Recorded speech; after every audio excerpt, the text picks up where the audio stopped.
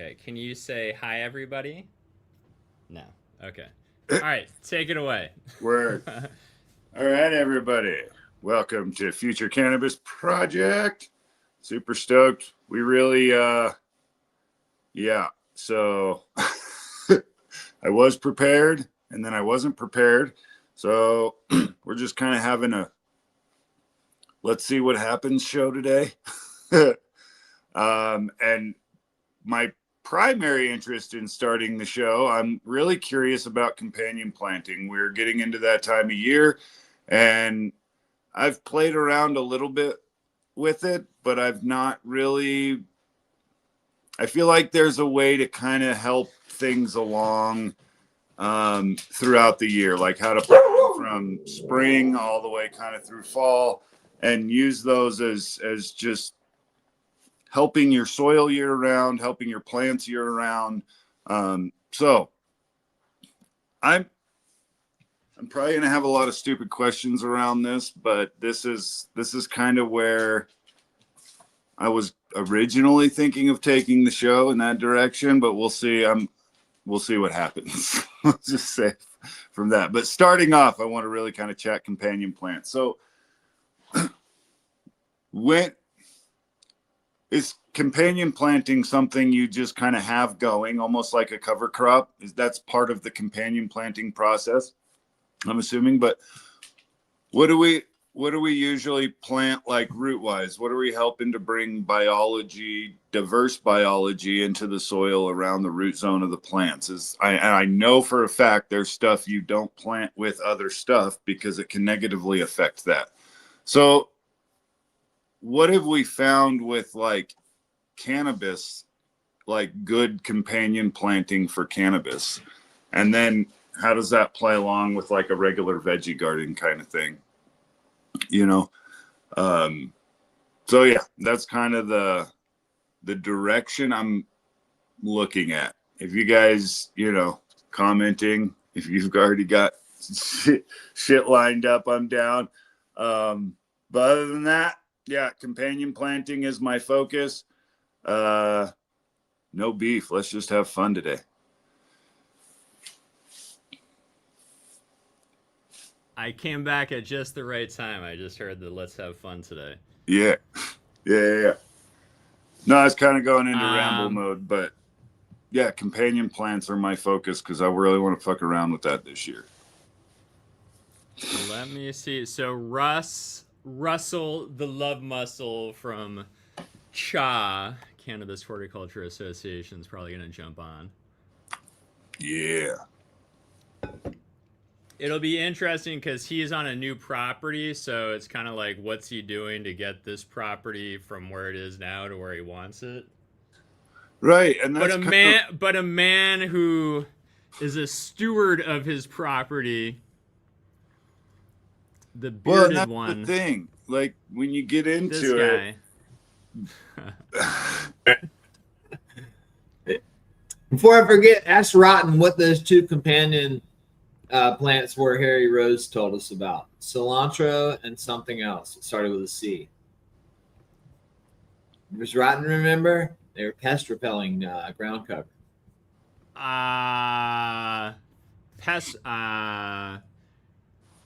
Rosemary, lavender. There were two C. I thought both of them started with a C. I'll use chrysanthemums. I'm trying to get like a shit ton of chrysanthemums. That might be like, it's not a food, but those flowers help keep shit away. So I'm trying to, was it like chives, clove? Catnip. I fucking can't remember for the life of me what it was. There's some pest repelling ground cover. But as far as companion plants go, I guess what's actually funny is we probably talked about this 100 times, and my head's always just like I've asked like 10 times. Emptiness right now. He's like, I'm not answering again. I've answered this too many times. All right, let me see. Give me 1 minute. Yeah, I had to. Oh my. Is this But like bird poop? I see people like that do a lot of living soil stuff will have like flowers, like low growth flowers underneath, like right around the base of their cannabis plants. And I'm curious, like, because there's flowers that bloom throughout the season. So that's one that I'm kind of curious about. Like, are there spring ones that you put in? Are there fall ones? So now you kind of have this assortment of what I would consider wildflowers that just kind of bloom throughout the year that help suppress, you know, pests essentially. And then like root vegetables, I've always been curious about because like I've read and I've played around with it and I feel like it does make a difference. But I've had like garlic and Egyptian type onions growing with my cannabis, and whatever it is about their root and that onion or whatever has a lot of sulfates in it, which helps the soil, which increases the flavor in your plant. So like having, you know, garlic kind of around your garden bed. So I've played around with that, and it's all anecdotal, but yeah, veggies, like I've really been like, okay, how do we get the veggie thing coordinated with the cannabis thing to where everything's benefiting each other? Like the Three Sisters concept, you know what I mean? But with weed.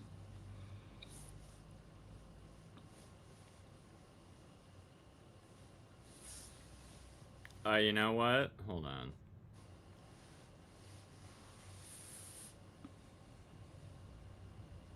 Let me see. Tim was supposed to jump on last night.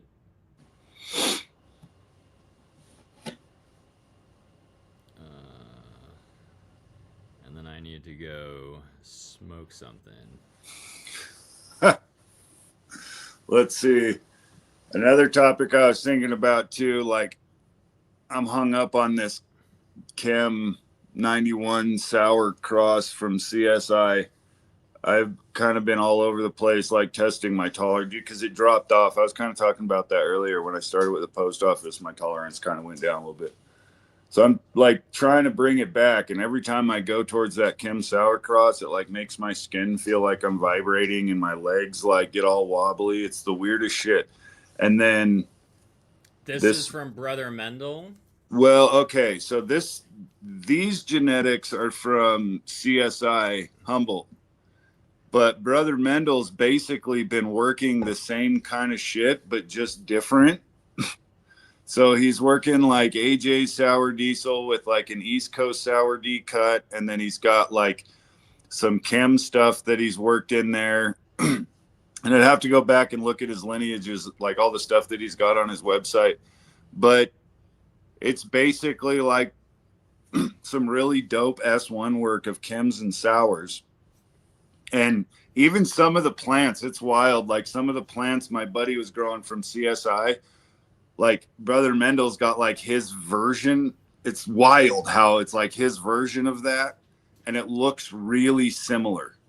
And so it's really kind of cool to see that between those two. And I know they don't really collaborate. So it's just like both of them doing something that they're passionate about. And cool shit is coming from it. Like, yeah, Brother Mendel just dropped this like mass super skunk. He had this mass super skunk cut that he worked into like the I think it's an East Coast sour D cross that's lined up with one of the sour D crosses that he did with the AJ sour D. So I don't know. It's really kind of cool to see that work on that. But this one from CSI wrecks me every time. And then yesterday I was smoking like back-to-back joints of this punchberry cookies through Ethos. And I was like, oh, it's just that weed. It's not even really my tolerance. It's just that weed. Like, so there's something special about that sour and chem work that's being done, like, because that, you know, we've talked to enough breeders that we know that S1 work really does kind of bring out some cool shit. So if you kind of know what you're doing with the S1 work, like, there's some crazy shit coming from that chem sour work. What's up, Captain? Good to see you guys. How you doing? Pretty good. Moving slow this morning, but good. Yes, as am I. So You guys talking? we were just talking something that you are passionate about, which is cover crops, companion plants, trap plants, and Yeah. go. Oh yeah. Right. Actually, what I wanted to start with was, and we may have talked about this last time, but like you moved to a new property, so kind of what's like the multi-year tactical plan to make that Yeah. place humming with biology and Yeah. humic material. Yeah. It's a big deal. It's like this property is like the first time I've had to like really think scalar in my mind and deal with issues, because in Willow Creek and Humboldt I was like on city water, endless water, just free water, endless water, and it was a smaller property, and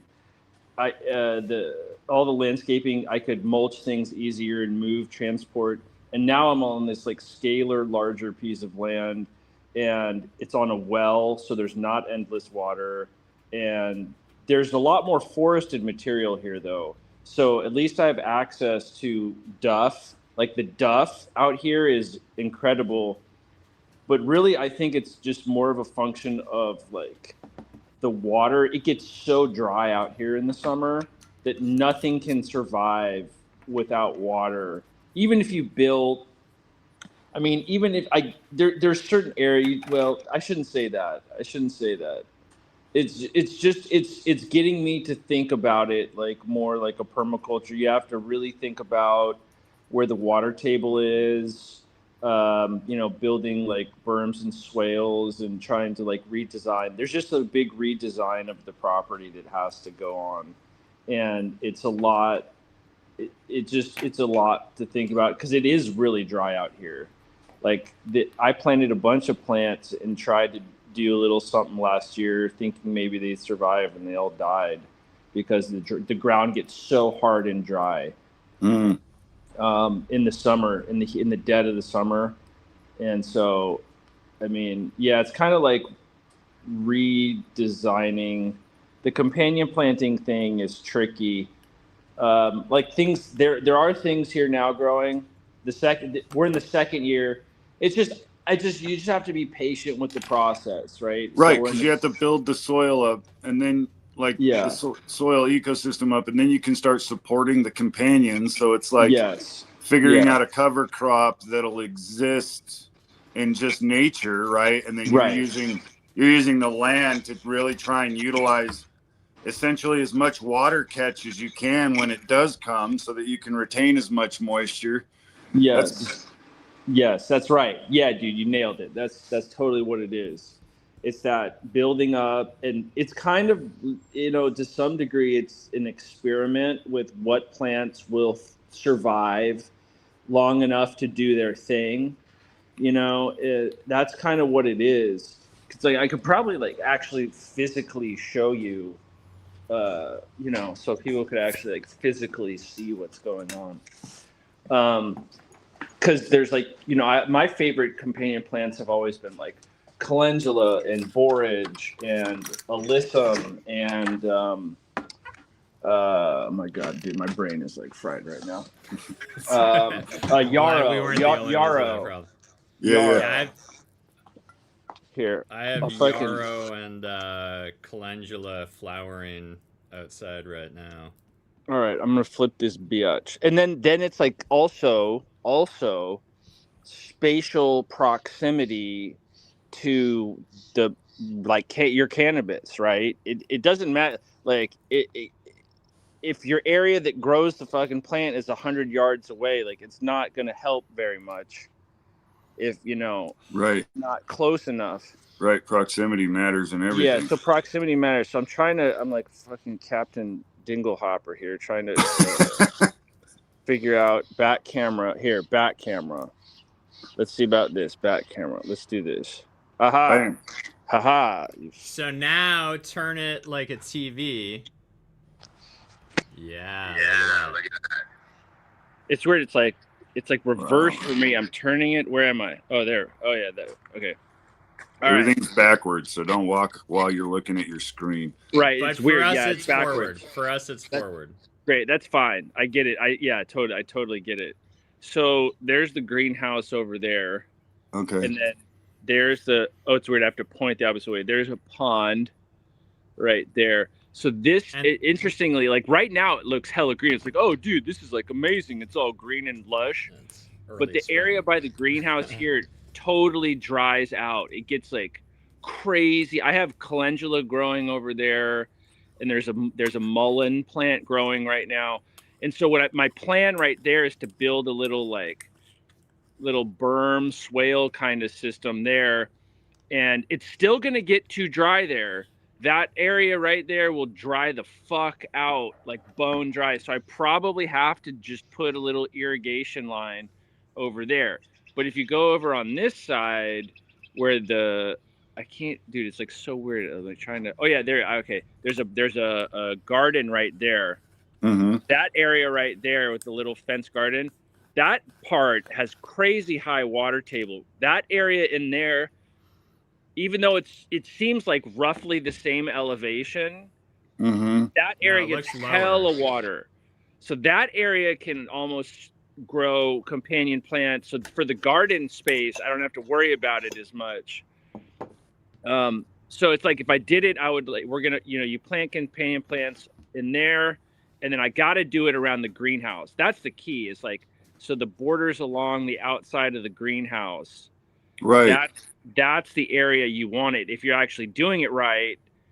And so, well, I've seen some crazy shit. Like even if you're starting your companion plant, and maybe I'm mistaken, if you're starting your companion plant down where it's lower, and you slowly bring up towards the greenhouse, just quickly, it essentially pulls Russell, moisture uphill from that. Yeah, Peter. Can you turn your speaker down a tiny bit? Because we're getting feedback. The feedback. You want me to put headphones on, or is that better? That would be amazing. Headphones would be the it's so annoying when it does the echo. I hate that echo. All right. Where are my headphones? Nice.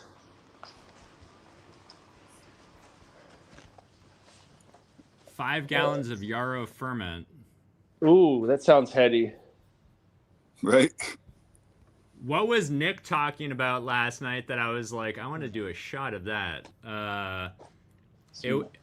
It was the cacao ferment. Oh, nice. Oh, dude, it's crazy. It gives you like a super. I almost want to say it's like a super pick me up. I think that's like the end goal is to create ferments that you can drink.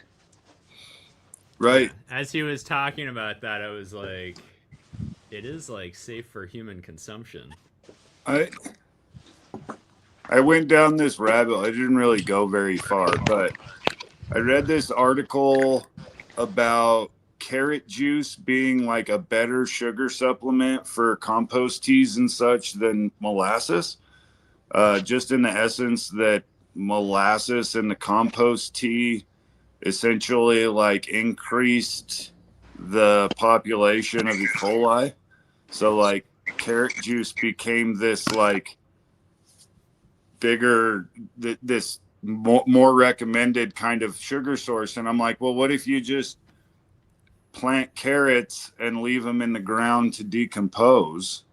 And then could you essentially have dried carrot to replace brown sugar in your ferments?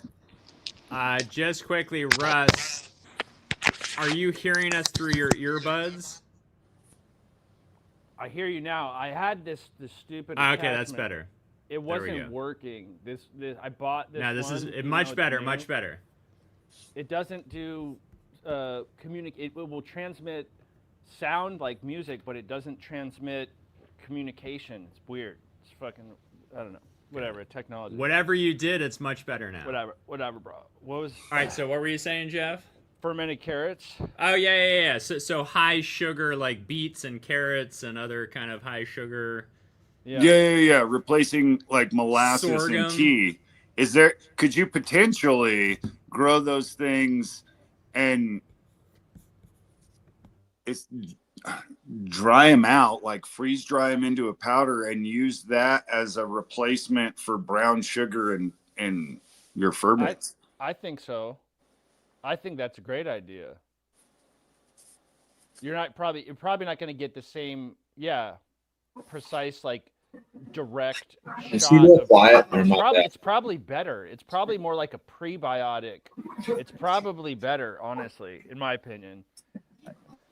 Yeah, I don't even remember where I read that, but they were like that shit up right now. Carrot juice for your compost tea is way better than like molasses, and just the way they call it, like the way E. coli somehow is correlated with molasses, like in your soil. So people who use molasses with like their compost teas or was adding it into their soil essentially increased the amount of E. coli present in the soil. Yeah. And carrot juice didn't show that. So they were like all on this whole thing. And it just got me thinking, like, what in the, I wonder, like, if you freeze dried sugar beets or freeze dried carrots and then just powderized them down. Yeah. I think that's the fucking way. I think that would be dope. I used to do it with the plants. Like I used to take nettle and, I mean, it's not the same because we're talking about sugars, but I would take nettle and yarrow and just grind it up into a fine powder, and it was just like powdered fertilizer, you know? Oh yeah, Luna's about the beets. I was gonna text Luna, but 100%, she's not a morning person. Got beets. Let us turn up the beets. I have some big beets growing outside right now from that started last year. I'm waiting for them to start flowering and seeding. See, that's what I'm saying. What if you just let them do that, collect the seed, and then let the beetroot chill in the soil? Is that going to increase the ecosystem in the soil? Or does that create more problems than good? It would be cool. I've always wanted to have someone come on to just go through all the different sugar sources and their purpose and role, like whether it's, you know, some sugars put microbes to sleep in a jar, right? So you can like shelf stabilize them, while other sugars wake them the fuck up, or like a different. So like simple sugars, complex sugars. Well, and like when I think companion plants, I mostly think of shit that I'm not harvesting, stuff that I'm just kind of leaving, right? So I don't know if that's flawed thinking either, but that's where I kind of get like, what good and what bad is that shit kind of doing? I got a phone call. Someone called me right when you guys were talking about the cool shit, and then like cut off the whole speech. So I lost a lot of that. So I lost it where beets. You were talking about if you leave the beets and carrots in the ground to rot, how well do they ferment? Yeah, or aerate. And aerate. Yeah. Like if they're just left in there, they break down. What does that contribute to the soil, and how does it? Yeah. I think it's like a complex. I think you're right. I think it could be good, but it also could be bad, depending on like how saturated. It sort of depends, I think, if I'm like thinking through this, how saturated the soil is with water in the water column, and how they're rotting, like how much anaerobic fermentation is occurring in that pocket, how dense, like how many beets there are. You know what I mean? Like it's sort of like a function, like a calculus equation of like those variables. Right. Yeah. Well, and you're bringing in not just biology, but like worms and other, you know, composting organisms, and that I'm like pros and cons on that. You know what I mean? Like, what are you inviting into your soil by having like, maybe you've got a cluster of beets that you're just leaving in, or are you just leaving one or two in? Right. That's right. Yeah. Yeah. That shit No, all after- matters. Yeah. I would think the worms and the bugs would have I wouldn't worry about anaerobic too much if you I just think took it's benefits it. beets And in the after last ground. year's accidents and watching where the roots went from my plants, I'm definitely planting potatoes intentionally around my plants just to beat it. You know, so then you have to think about like, what do those things pull out of the soil that you don't necessarily want available? This is the rabbit hole my brain goes down. So like, if we plant a bunch of rice somewhere down the road and it hits a pocket of like arsenic in the soil, and now your rice, you know, as that breaks down on the surface, is that going to deliver, you know, something that your plant's going to pick up later down the, you know what I mean? Like, Yeah, you're overthinking it like me. You sound just like me. Fucking thinking about craziest fucking possible thing that could go wrong. It's like the least thing you need to worry about. And like, so it's I'm like, if I people plant a tell me bunch of don't plant potatoes because you chrysanthemums, get HPLV. Don't plant potatoes near the plants. But well, it's like if everybody- I plant a bunch of mums around my garden, when those, you know, does that ever turn into something in the soil that I don't want my plants to pick up? it depends on who you ask. One person will say it's a banker for bugs. One person will say it's a fucking pollinator attractor. The next person will say, "What's a Right. mum?" Right. You know, Yeah. you know. I'm with you. I agree with that statement. Yeah, On I almost overthink every the topic, fuck we've out of heard everything. like conflicting opinions. There is. It's like all the above. Yeah. Like, you got to weigh your options. Like, I'm always doing that. I'm like, okay, this is the complete story that I've heard. Now I'm weighing my options between, you know, is this more pros than cons? Is it even worth it? Is it, you know, more effort? And I think that's where it's hard. Cause like, and that's where I sit down. I'm like, okay, somebody just tell me what to do. Tell me how to do this right. And then I have a starting point. They'd have to convince me you could duplicate the environment, and I think it'd be almost impossible to duplicate the environment in a pot in two different states, much less two different sides of the country in two different size containers with, you know, it's Yeah. different microbes, different indigenous microbes. It's just impossible to duplicate the. Yeah, you're basically going to have to embody Christ consciousness and accept all duality and absorb every single variable possible and iterate through what the optimum solution is for your area. Yep. And then you perceive Oh my gosh. both sides and I you think find maybe the Russ middle. wants to sit in on our Sunday religious sessions. I love that statement he just made. That's beautiful. That's beautifully said. Yeah, it's something like that. But I think it's there, you know. Yeah, it's just, you know, it's like everything. You just got to make a few experiments. And sometimes that idea of like just not doing anything. Like there's this one guy in Humboldt. He's like, I'm not doing anything. Fuck it. He'll like, well, not do anything, but just like just fuck Pretty it. much. You know, Yeah. and then I was like, oh, that worked great. Wow. Or, you know, it's like, that didn't work great. But it was still okay. You know, I don't know. It's like I picture a bunch of Pharisees huddled around a bunch of like 2 foot tall bammer plants. And you got one dude in the background going, just fucking water them. And then he's standing in front of pine trees. Yeah. Yeah. Yeah. Oh, you got a phone call. All right.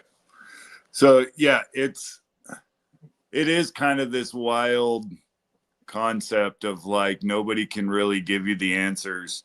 You just have to like spend your time on your spot and see what's working.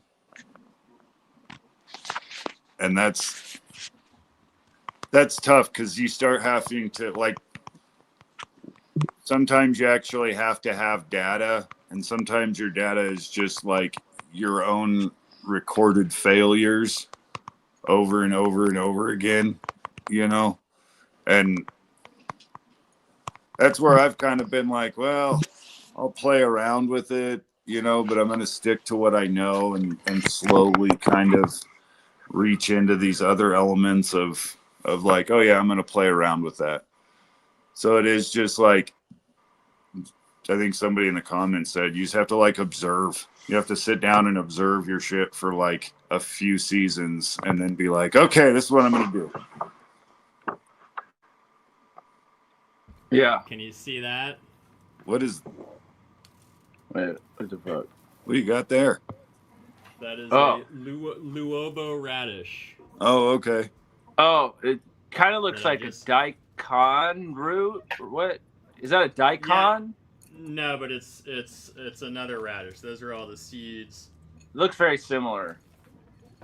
But Yeah, you know, those these things are the have soil. been jackhammers in my. Yeah. Those are the That's soil the- busters. If you have tough soil like where I'm at, I need to plant some of those.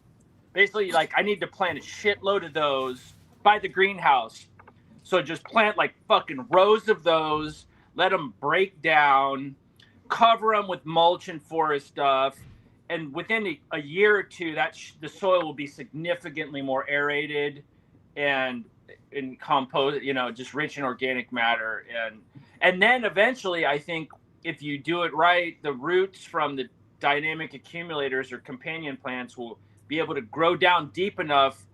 They'll be like, they might actually be able to survive the hot summers long enough to at least put off like a late spring, early summer flowering set without water. That's the possibility. That's really where it's at. It's like late spring, early summer, you're able to get flowers. The only problem is the fall. When August rolls around, everything's so dry. It's like you have to add water if you want flowers for your companion plants. But Right. yeah. But if you can have your soil composition built up enough, again, over a few seasons, I would imagine, you're going to have more moisture retention going in to those Yes. late times of year, so you won't have to water as often. That's much. right. Yeah, that's right. You nailed it. Yeah, exactly. You can get away with watering like once a week or, you know, twice a week max, but not every day. Right. Yeah, Right. exactly. Yeah, that's totally it. That's the sweet spot. You nailed it. Yeah.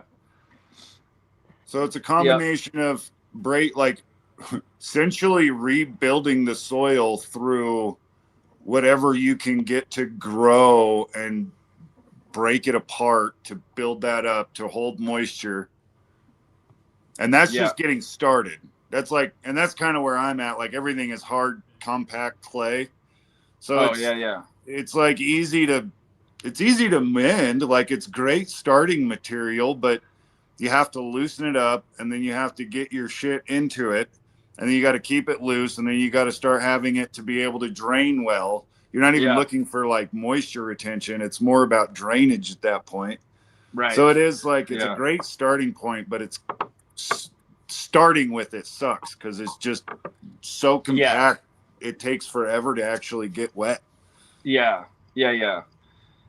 Yes. Yeah. Clay's like when it's pure clay, it's trickier. If there's no sand at all, the drainage is an issue.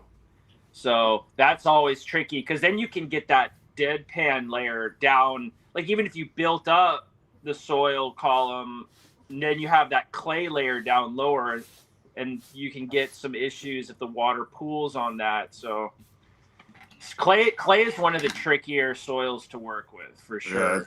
Yeah, it sucks. Pure. That's where you're at. Is it that red clay? Yep. Oh, you got that old Virginia red clay. Yeah, I'm out in Colorado. It's you're in Colorado. Oh, crazy. Yeah. I can see that. Like Red Rocks type red. Yeah. Yeah, I'm out like think the color of Moab, but I think it's more fine because Grand Junction was at like the bottom of a lake bed at some point. So all the red stuff, like once you get about 2-3 feet down, it's literally just like red clay. It's the wildest. Yeah, that is wild. That's challenging because then also you don't have probably access like out here in Southern Oregon. I'm like literally looking at a forest full of oak tree duff, and it's just like so easy to get it's not easy, but there's a lot of organic matter that's. I mean, do you have a lot of pine trees out there? Is it all pine? Yeah, like you got some Douglas fir, cedar, and then like that's kind of to the south. So the Colorado National Monument is just like 45 minutes away from me. And that's to the south. And then to the east is basically like all pine tree, aspen tree country. And we're like a valley right in the middle of all these mountains. And yeah, it's kind of wild because some spots it's really sandy. Like the closer you get to the Colorado River, it gets like significantly more sandy. Where I'm kind of like up at a plateau. And I'm right in between the Gunnison and the Colorado River. I know that area. Yeah, I've been there a long, long time ago. But yeah, okay. So it's kind of weird. Yeah. I'm sure there's some sand and a little bit of silt present in there. And I think the red is just because it's like hella iron rich. Yeah. Yeah. Yeah. Yeah. Yeah. That daikon, the fucking brute busting ones are good. I heard corn's good for it. Like corn's a good soil buster too. I could see that. Corn? Yeah, I mean, yeah, I guess it doesn't have like the root tuber that goes down, but I don't know how that, I don't know about corn. I can't remember where I heard that, but I thought it was kind of odd. I was like, corn. Yeah. Well, so then what are your go-to nitrogen fixers? Corn's advantage is it just can handle poor soil a lot of times and it can get it going, I think. Maybe, yeah, it just gets it going. That's sort of how I was thinking. Like it just could do that. Yeah, the daikon radish is really your best. Just because it's got a super deep, long tubular. Yeah, exactly. I mean, you could use like, comfrey, like, Green Source Garden. I love Nick at Green Source Garden. He has just like comfrey. Comfrey's a beast. And he just chops and drops comfrey. He has like a bunch of comfrey growing. Comfrey will definitely break soil, but once it's there, it lives. It's fucked. Yeah, you're fucked. Yeah, exactly. That's the only problem. I know. Yeah, that is a problem. So it's like if you had comfrey in an alternate spot, like away from where you're growing, you could chop and drop the leaves. Yeah. But what do you think about it's like Mr. Smith in The Matrix, right? Like it's just they're more like I mean I've told this story before, but like I grew comfrey and then I tried to kill it and I like chopped the roots up into little tiny pieces and threw it in my compost and then like it just comfrey was like anytime I would use soil to fill a new pot up, that pot would be over what Oh my god.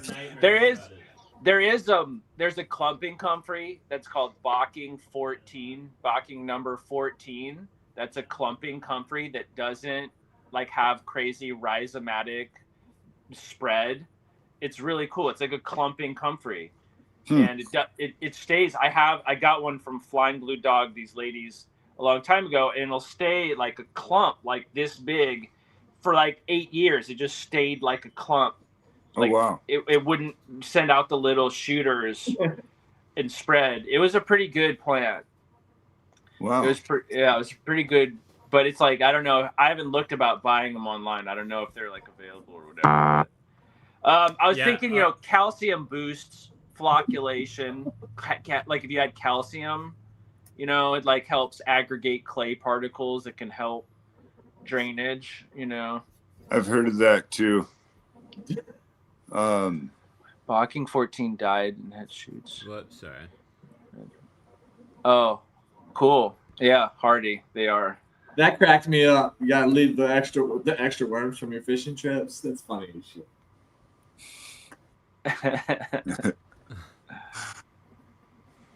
Okay, so that kind of actually gets me onto another, like,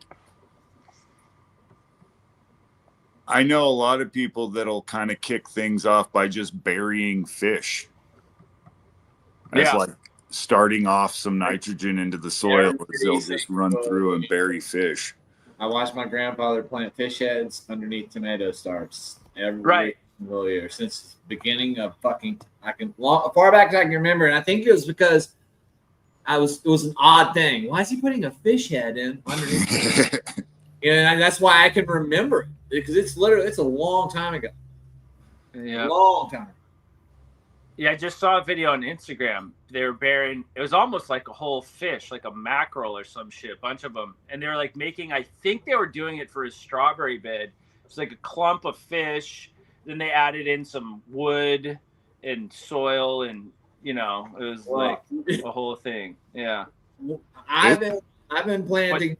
I've been putting eggs in the bottom of holes underneath plants now. There you go. Egg. Throw a fresh egg in, bust it up, put a plant in over it, and it definitely do something. Yes, the proteins. Yeah, I think you're onto something. It does something. It does something. Yeah, they like. I don't know if it gets the worms going or what it does, but it does something. Well, it's probably the amino acids in the eggs. Once the plant's roots hit those amino acids, it's probably like fucking hyper juice. I don't know. You can see it side by side comparisons with the plants out of the same 6-packs, that didn't have an egg versus did, stuff like that. Yeah. Those are the fun experiments still. That's definitely something you want to keep outside. Don't be doing that in your indoor garden beds. Well, I think anybody with a 4x4 tent, especially if you grow autoflowers, you want to put a dozen raw eggs in your reservoir. You grow, it'll bring out the thiols. You got the thiols. It'll bring out the thiols in your molybdenum. Oh, they got to be hard boiled if you want those. Not raw. They got to be raw. Raw eggs in your reservoir. I've got a buddy who he basically has at his place. He's got this like old backyard, like in-ground pool that he's basically just let gone to nature, and like all the birds that have shit in there have created like a wild fish pond in this pool.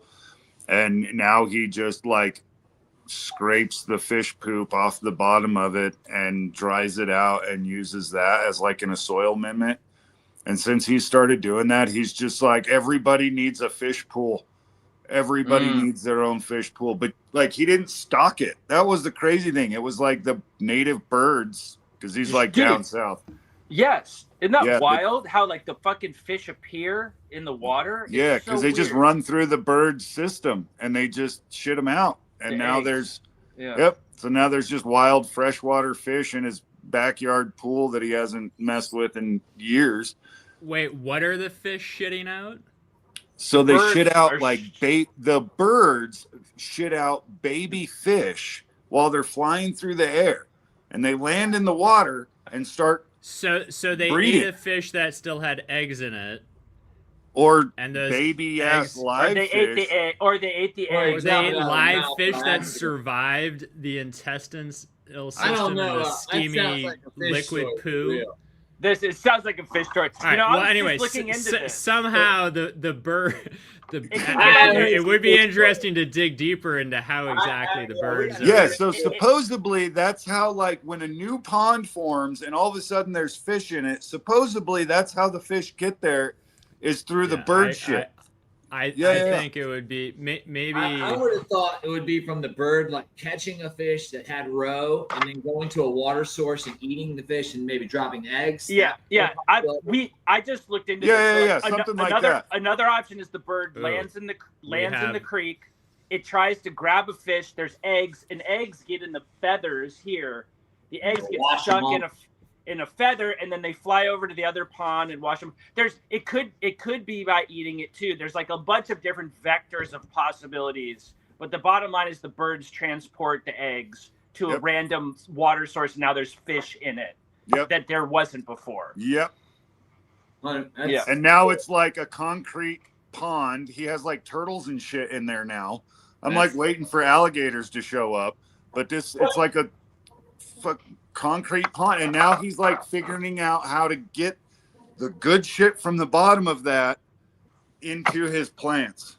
And it's so cool to see that happen, like, because he builds his own super soils, and so he's doing like one with and one without and putting these plants, like, it's really cool to see and he is seeing significant results coming out of veg going into flower, because just the aminos and beneficial coming from that It's so cool to see. Super cool.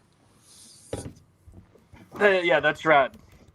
I miss my ducks. I want to get ducks back because I used to have these duck shit ponds. That was just like so much raw liquid fertilizer. It was the best. The Duckfoot OG. The duck foot. Yeah. But what's the duck's temperament relative to chickens? Temperament. I mean, it depends on the species of ducks. We had a lot of Indian runners. They're generally like a little bit more skittish, but they're pretty docile. You know, the Muscovies are aggressive. The big Muscovy ducks that like they're called the like. That might be what. Scobies can be mean as shit. That's Yeah. they can. Yeah, they can. That's right. Yeah. So it just depends. Didn't Thai guy have to kill his male duck because it kept trying to inseminate every other Tried to mount his dog. Tried to rape fowl on the property? Yeah, I could see that. Trying to make hybrids with everything. Just dropping loads on the backs of all the chicken and scratching it like. Oh my god, duck It chicken may- hybrids. I thought it was a duck. A dickin. Yeah, it sounds like a male Muscovy. That sounds like somebody would do. That's probably what it was. It was part of this Yeah, alien. they would love my snails and slugs. Yeah, they do eat. The good thing about ducks, they eat snails and slugs. Like chickens don't tend to eat the slugs as much, but ducks like go specifically after slugs. At least in my opinion, from like my time, the ducks always are like eating heavily the snails and slugs, and chickens are like scratching for other types of bugs more. That cute. that was my 4-year-old this morning. That's a snail in the thing, and she put a little carrot and lettuce in with it. My chicken will eat the whole box. And I'm always like, just do not put them in Daddy's garden when you release them. Yeah. You got a cabbage moth collection. Cutest little cabbage moth chrysalis you ever saw. So that's kind of the other thing that's funny because, like, that's part of the other thing when you're trying to, like, build up a soil base, all the shit that you don't want that comes with it. So you have to implement this other shit to keep it in check. Like, when I started, because out here I was like, okay, I'm going to mulch and cover crop. And that immediately brought in a shit ton of pill bugs. So now I'm like, I need something to eat these fucking pill bugs, you know? So now what do I bring in that eats pill bugs? And it's basically like toads. Like you have to have out here, you got to have like toads to come through, and or ducks. You know what I mean? Chickens will eat the shit out of pill bugs. They love the pill bugs. Yeah. Yeah. So you're like, okay, now this is part of the process. I guess I got to build a coop and do all this. And it's really wild how, if you really want to do it right, you're slowly going, well, I need to make this tool available to me now. Yeah. So it becomes more than just companion planting. You're like, what animals eat this shit? Yeah, it's a whole integration. Yeah, everything. Yeah, it basically becomes, there's all these funny videos on Instagram of like the guys on the farms, like talking about when the wife wants you to get chickens, it doesn't just stop with the chickens. It's like, you know, he's like looking and he's surrounded by goats and pigs and all sorts of shit. You know, it just like keeps escalating this fuckery. All right, new feature, and we're testing it out on this hard-hitting poll. You can put a poll up on the screen, so I don't know if people watching can click on that. What poo do you love? Whose poo do you love the most? It stopped me at 4, but I was gonna keep going. Duck Duck, poo, chicken, worm, and alpaca. I've heard great things about alpaca. Yeah, I've used alpaca. The guy down the road. You need to get some. What's stopping you from getting alpaca? A fucking $10,000 fence. What about rabbits? I think rabbit would be what I would want the most. You could train them with the dog, the like property perimeter dog collar. My I would ass. prefer rabbit Yeah, too. well, rabbit was going to be the next one I added, but then it wouldn't let me add more than 4 options. Yeah, I mean, if you had put worm is kind of out of place. You should have taken rabbit in the place of worm. I was going to do black soldier fly, too. You got to do a Poo's category poo. for insects only. Right. They're different Ooh, I can even move classes. this around. While people are trying to answer this, I'm just going to... Yeah, the chicken poop has to pass I'm gonna through move it the around worm the screen. castings first. You can cover mine up. I think rabbit. I would go with rabbit. It's like the. I think I would too. And then put it one through you the can worm use- bin. Yeah. That's like the fastest, most bioavailable. Maybe in we terms can of, like, have brackets of poo, so I'll do the next poll with the next 4 choices, and it'll be rabbit and black soldier Like fly and other stuff. Yeah. And then Yeah, we can there get to you the go. final 4. Yeah. Yeah, I just like what is it? I always forget. Maybe someone can tell me. It's like the deal with rabbits having something about the stomach and the digestion, and it's like the poo is easily like it's much a more rapidly cold- composted. It's cold, What is it it's with a- that? what do you call it? A cold, compost It's or cold. what? It's cold-blooded. Cold manure. Cold Yeah, you yeah, can cold yeah. compost it. Like alpaca is the same way, right? Like it doesn't Yeah. really need to compost down. You could just use it fresh out the ass. Yeah, pretty cool. Whoa. Ooh. Fresh out the ass. Whoa. I- That sounds like a TikTok sales pitch. That's That's why I don't have TikTok. Thanks for reminding me. Stay off that place. With this new Who was alpaca poo, I- you can so- use it fresh so- out the ass. Not during the show with Josh from Yellowhammer last night, but earlier in the day we were talking, and we were just talking about like when cannabis, or from hemp to cannabis, when that plant was used, in agriculture in human history, where like, think of the chickens eating the leaves, eating the seeds, laying eggs, you eating those eggs, just how like chock full of good omegas and nutrients and all that stuff. Like if all your livestock is consuming it, Right. and then Right. and then you're either eating their eggs, eating their meat, taking their shit. Yeah, you're getting low doses of cannabinoids in the diet for sure. That was like the thing back in the day in the Midwest. All the Pharaoh ditchweed fucking hemp, the cattle were all eating, and they're milking the cows with the CBD in the fucking milk, and we're getting all this in our diet. We're missing Showing up in the chicken eggs. Yeah, Like it's literally hanging out in the fats and, Like, and bro, proteins. yeah, like bro, imagine on a fucking national level if fucking Kennedy went in there, it was like we're adding CBD into the feed of all the dairy cattle, and there's fucking like now CBD in the milk supply, just like micro amounts, like how they fucking fortify it with calcium. They fortify the shit with calcium and vitamin D. So I've sometimes. wondered about that. I'm like, why? Well, they take it out first, and then they Well, there was this refortify it. point where there was this massive pileup of like cannabis, like I call it skeletons. It's all the stalks and stuff that for whatever reason can't be used for fiber because we don't have the infrastructure to produce that, blah, blah, blah. Why isn't that stuff going to cattle feed? There's got to be a way to just crush it and put it in with feed. Yeah, 5, 6, 7, 8. You know what I mean? yeah. 1, 2, 3, 4, 5, 6, Yeah. 7, 8, 9. Well, man, the whole thing stinks to high heavens, but it's really just a function of someone with enough fucking juice to get out there and get government subsidies to build this shit. You have to build the network of farmers and the government and go to fucking Congress and lobbyists and fucking find the subsidy money and get the bill, get the writer attached to the fucking bill, Yeah. and then you get the fucking subsidy. This is why we were talking about like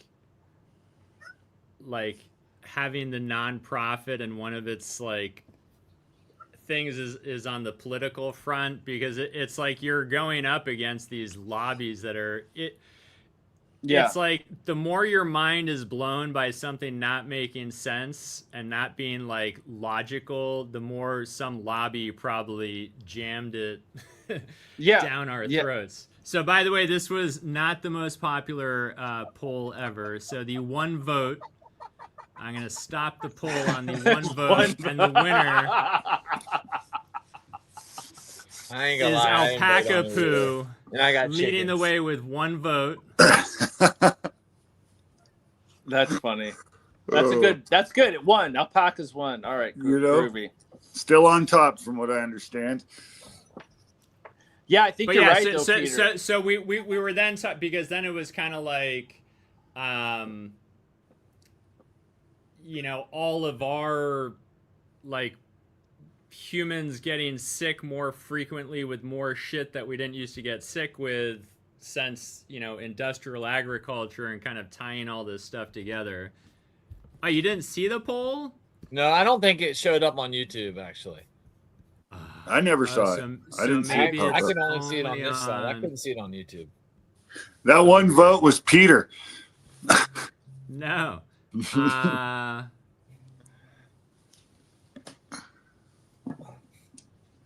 Huh. Okay. Maybe it's a poll just for the people on stage? No, maybe not. I don't know. We're They learning. can see People will they, do the they same. can see it here though, right? Can you all see it right there? No, I haven't seen You it. don't Oh, see anything over my face? I see it over your window, Peter. no, I don't. I see it. I see it on your screen. I see the poll on your screen. Okay. But I don't see it in the comments. Like when I go over to the comments, I don't see. I thought maybe people could like touch the screen and it was interactive, but It's I still don't know. learning. Whoever the one person who voted for Alpaca, let us know where you're watching from, what platform, and how you. How the hell did you do that? Anyway, I will remove. Oh the wait, there's unpopular questions. Question for Captain Dinglehopper. Can you elaborate on AJ's Sour D Lime Cross? Some scored some from dagga a few years ago. Their seedlings, which I expect. Oh yeah, okay. So the Sour Dizzle, it grows a lot like sour. Like it's gonna be a little bit of a longer flowering time. Not, you know, it's just not as long as sour, but 9 to 10 weeks. And you know, it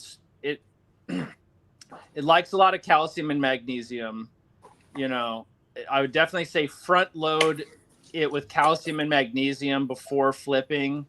Lots of And I mean, just expect it to, I don't know your growing environmental conditions, rotten skateboards, but expect it.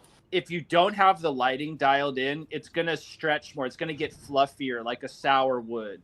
Like if the lighting isn't dialed in, it's too far away from the light, you have like shade, expect it to get a little bit larfier more. You need to have the lighting dialed in for it to get like a denser flower. And that's what I'd say about that. Is there, someone asked, is there a risk of allopathic response from using too much oak leaves? I've never seen it. I think that idea of tannins and lignins and whatever in oak leaves is a myth. From what I've read, it's a myth. Like I was going to say, I have no idea what that controversy is about. What is the oak leaf it's like, thing?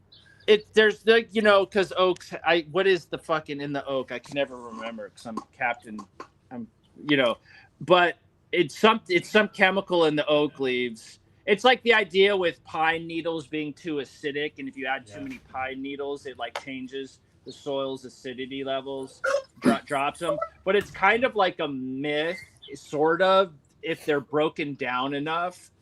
Like maybe if you like have like thick layers of oak leaves, but I don't see it.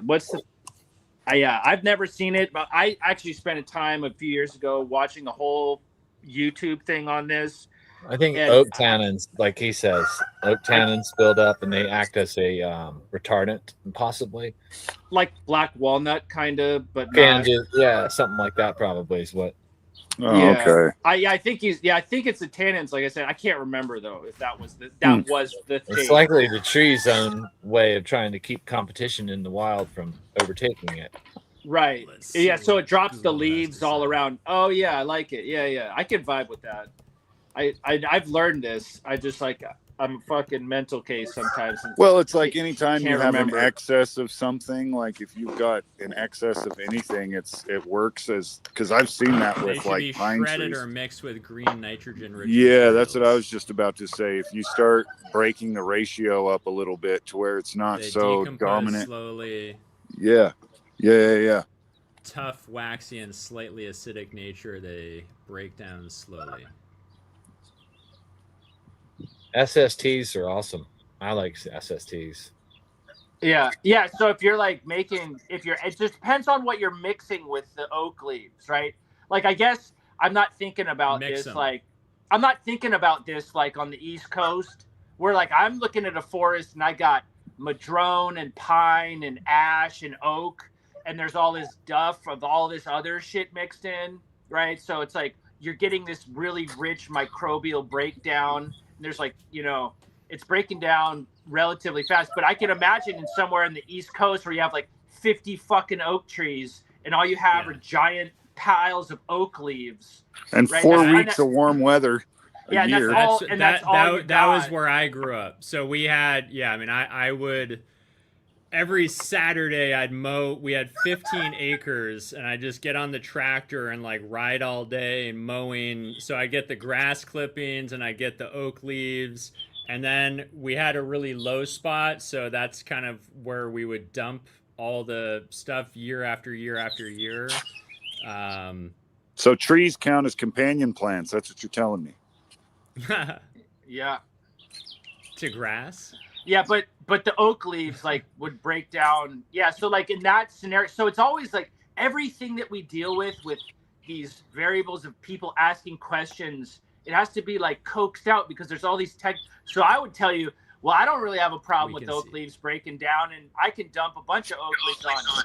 But the reality is that they're being mixed in with 5 other species of tree leaves, and it's like it's more complicated. So it's always like the devil's in the details of how you like are describing the situation. I put them on my compost, and I used them in my hugelkultur bed. So I used oak.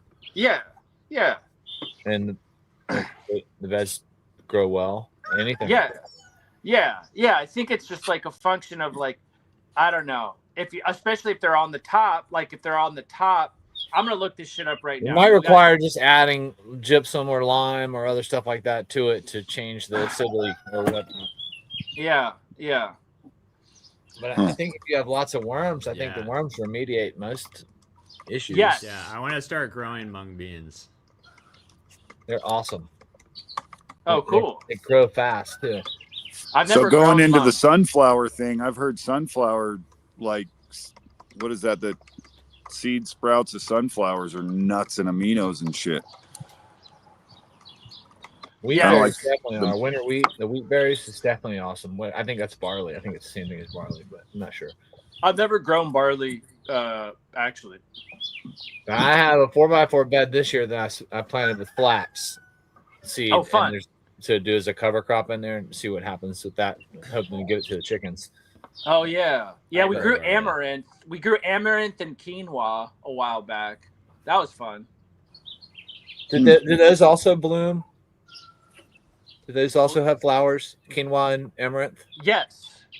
Yeah, I mean, it wasn't like, I'm trying to remember. It was a long number of years back. I mean, they have like the florals, they have like the seed pod set or like whatever it's called. Like, I don't remember if there were little teeny mini flowers that like form the seed. I'm trying to remember. Has anybody tried quinoa for IMO collection? Oh, no, but that's an interesting thought. Huh. I'm sure it would work. That SST, or he said for a seed sprout tea or for an IMO? Which did he? Yeah, for a seed sprout tea. Oh, someone asked on Facebook from the Texas Natural Farmers Group. They asked that question 2 years ago. Can you collect IMO with quinoa? Yes. She left quinoa cooked in the rice cooker, so he experimented with it. and it's like, yeah. Huh. Yeah, it's pretty cool. I wonder if I can like flip the camera around.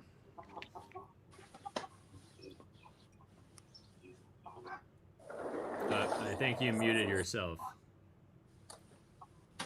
Oh yeah, see, dingle hopper. Yeah. Let's see if anyone in the comments said anything about it. I grow amaranth, take it full sun for shit. Yeah, quinoa does great for SST. Oh yeah, quinoa for sprouted seed teas. Man, I haven't made the sprouted seed teas in a while. I was on a tear there for a minute, and I kind of got out of it from. Let's go back.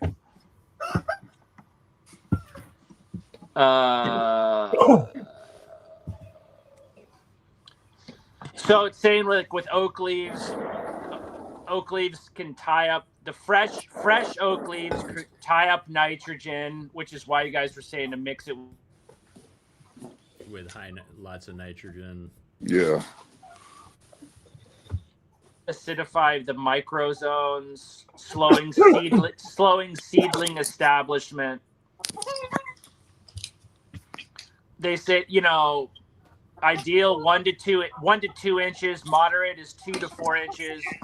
But the risk zone is if you have like 4 to 6 inches of whole oak leaves is like the risk zone of too much oak leaf. Name me a type of leaf that you could go 4 to 6 inches thick decomping that anything would sprout in.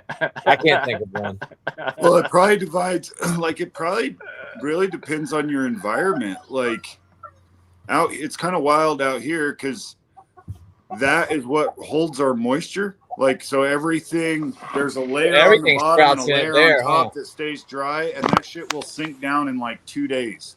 It'll go from 6 inches to like 2 inches. Great point. It's a great point because, like, to me, it would just suck it like what do you call it? It would overheat and break and kill it. And where you are, it's so dry that's the only moisture spot. Yep, that's interesting. I'm gonna go out in the woods. I'm gonna go out in the woods and look. I'm going out in the woods too. I'm bringing my shit outside. Yeah. Why not? Yeah, it's too nice. But yeah, if I do anything with just leaf material, it shrinks down so fast where I'm like, I've got to add something else to substantiate the volume here. Yep. Yeah. I guess that's why, like with my compost piles and stuff, it gets grass clippings, it gets all kind of shit. Yep. So there's nitrogen in grass clippings alone.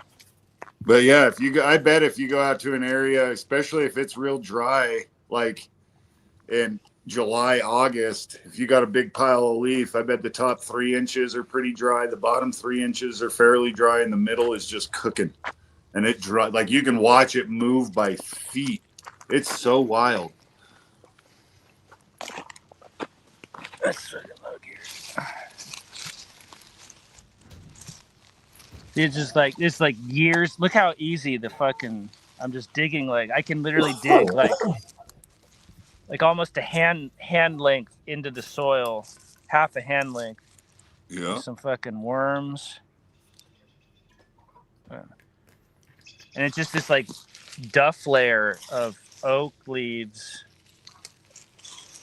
There's little fucking plants growing up. But there's so this is just right in the edge of the woods. Yeah, there's a big ass there's a big ass madrone here. It's all reversed. That's a madrone, and then that's an oak. So you get like, but the soil's it's crazy. Like it's like old weathered serpentine, and it's like rock hard right here. It's like literally like the soil here is rock hard. Like I cannot even. Yep. Oh shit! What happened? Wait, I lost you guys for a second there.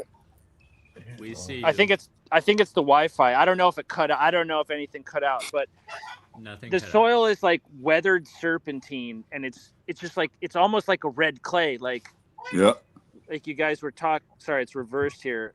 No, it's you're like good. It's like a red clay. You can see the red. It's not as red as that red you're talking about, but right. But it's there. And then right next to it, literally in this little pocket where the depression has, where everything's collected for, decades 50 Yeah. fucking years. It's just this like rich Yeah. soil, rich duff Yeah. layer. It's crazy.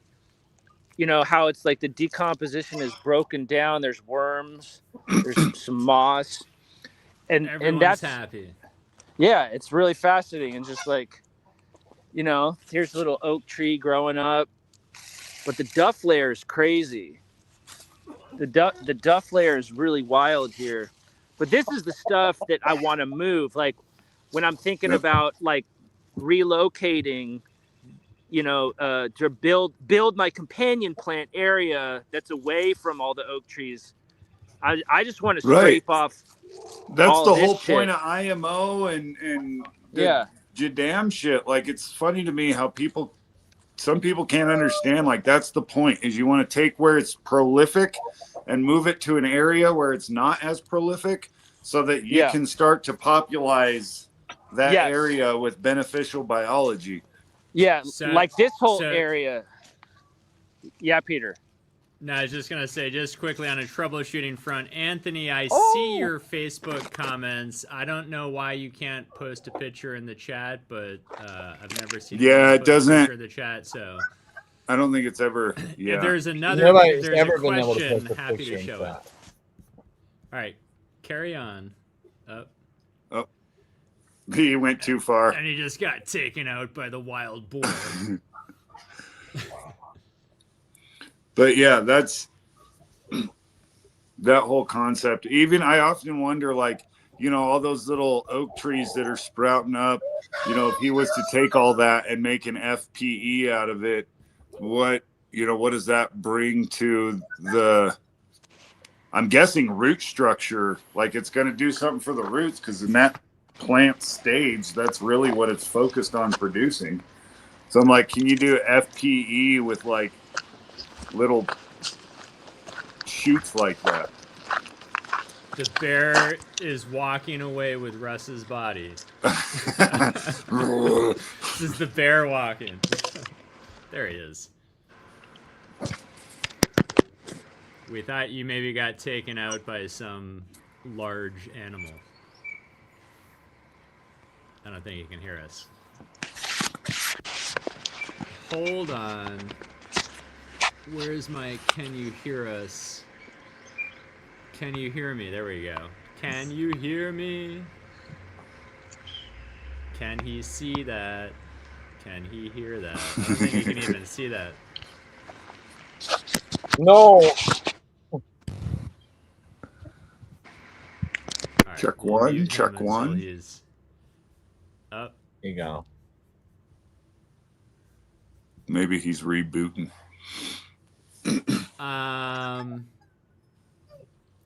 There was we had an employment question. Jeff, you want to take this one? Yeah, I think I could do that. Temporary employment as a postal And service where, employee. what state is he in? Yeah, I was going to ask that question. If you're still watching. You're basically as like temporary. You're looking at what's called a PSE position. That's postal service employee. The full-time like career position is called career.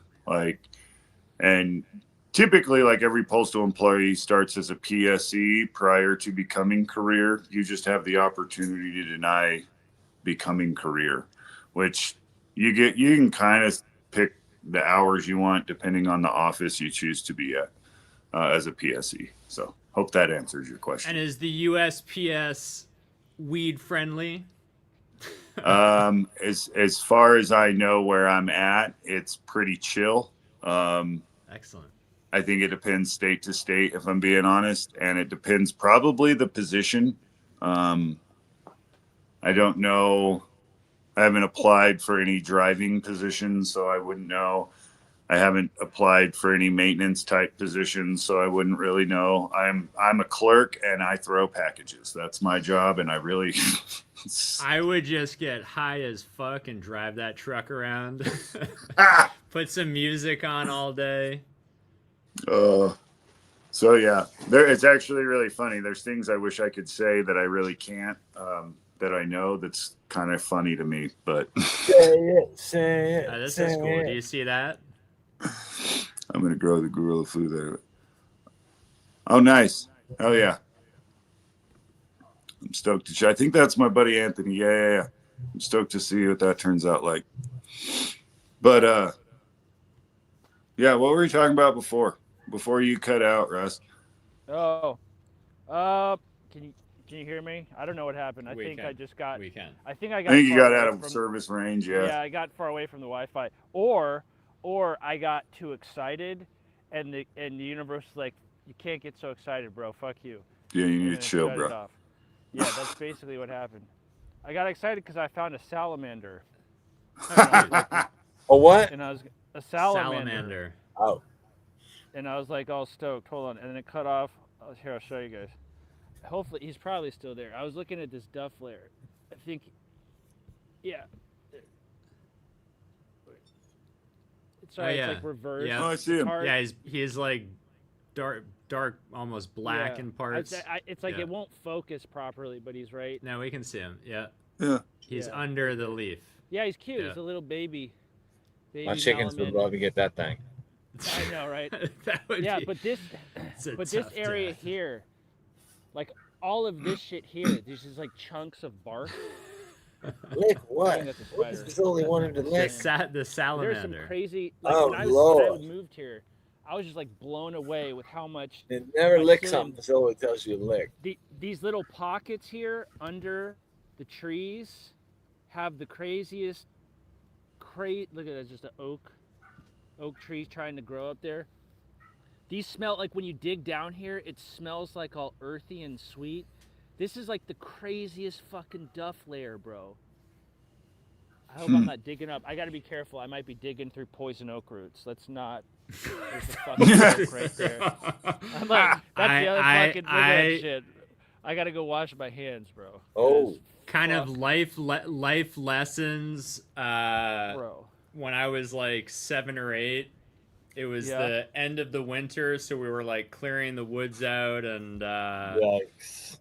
and there Oh. were all these vines going up the oak trees, so I was like ripping them no. off with my hands, Yeah. and like the next day it was poison ivy all over all my Oh my hands, and God. then like my face, Oh, because your hands are like touching Touching it. everything. Yeah.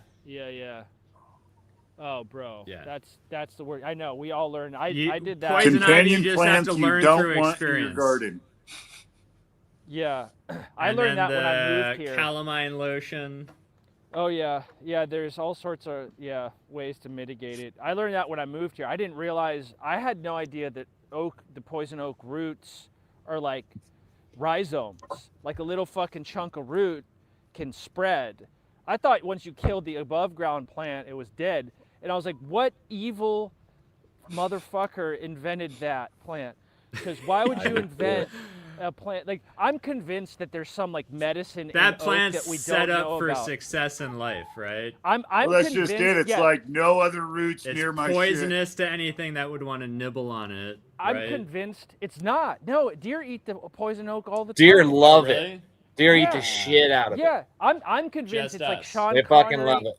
Yeah, no, it's just humans. I'm convinced that the fucking plant holds some crazy medicinal compound that we don't know about yet. So hold on, that'll cure if your cancer. dog It's like like wipes its screaming. nose on poison oak, it won't get No, a reaction. No, it'll So give it to how your about ass. pigs?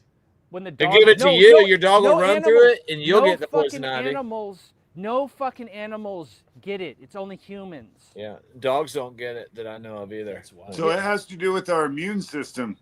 The oil touches our skin, it gives us a rash. It's, Yeah, and some people are immune to it. Like my mom is I don't immune get it. to it. I can roll in poison ivy. I can pull it barehanded.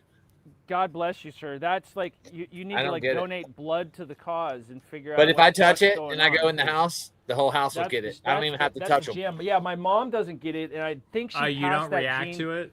I don't get it. Yeah, I do react to it though, but my son doesn't. So it's like a weird, you talk about breeding and weird recessive genes and however that shit works. Well, I don't think know how that also you works. develop a tolerance to it, right? Like I think my brother, See, it could be from. who's I been didn't get it clearing as a like kid poison either. I ivy played and in it. poison oak out of his yard for years, like I think used to have a worse reaction than he does now. Yeah, right. Well, there's like a weird, I don't know. Some people say the more you're exposed to it, the worse it gets. The worst. But the reverse is some people some people actually are like eating. Some people say if you eat little pieces of it or you drink a goat's milk, if you drink goat's milk where the goats have been eating it, you'll build up a tolerance to it. That's the other one. Or the goat's poo. Yeah. So but my the goats- question is, if you've built up a tolerance for it, like what benefit is it?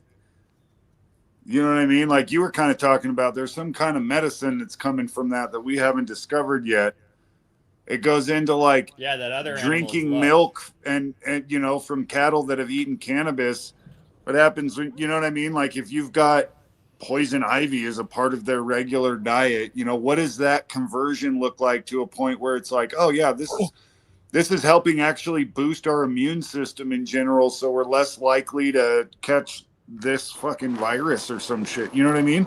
Yeah, there's something there. I'm telling you, there's some fucking compound, some phenolic alkaloid. It's like some magical medicine just screaming at it in our face. Like I'm fucking right here, and I'm right. I don't know. I'm just telling. It's like Sean Connery in that movie Medicine Man. There's fucking magic, medicine, and poison oak. I'm telling you, you just need to discover it.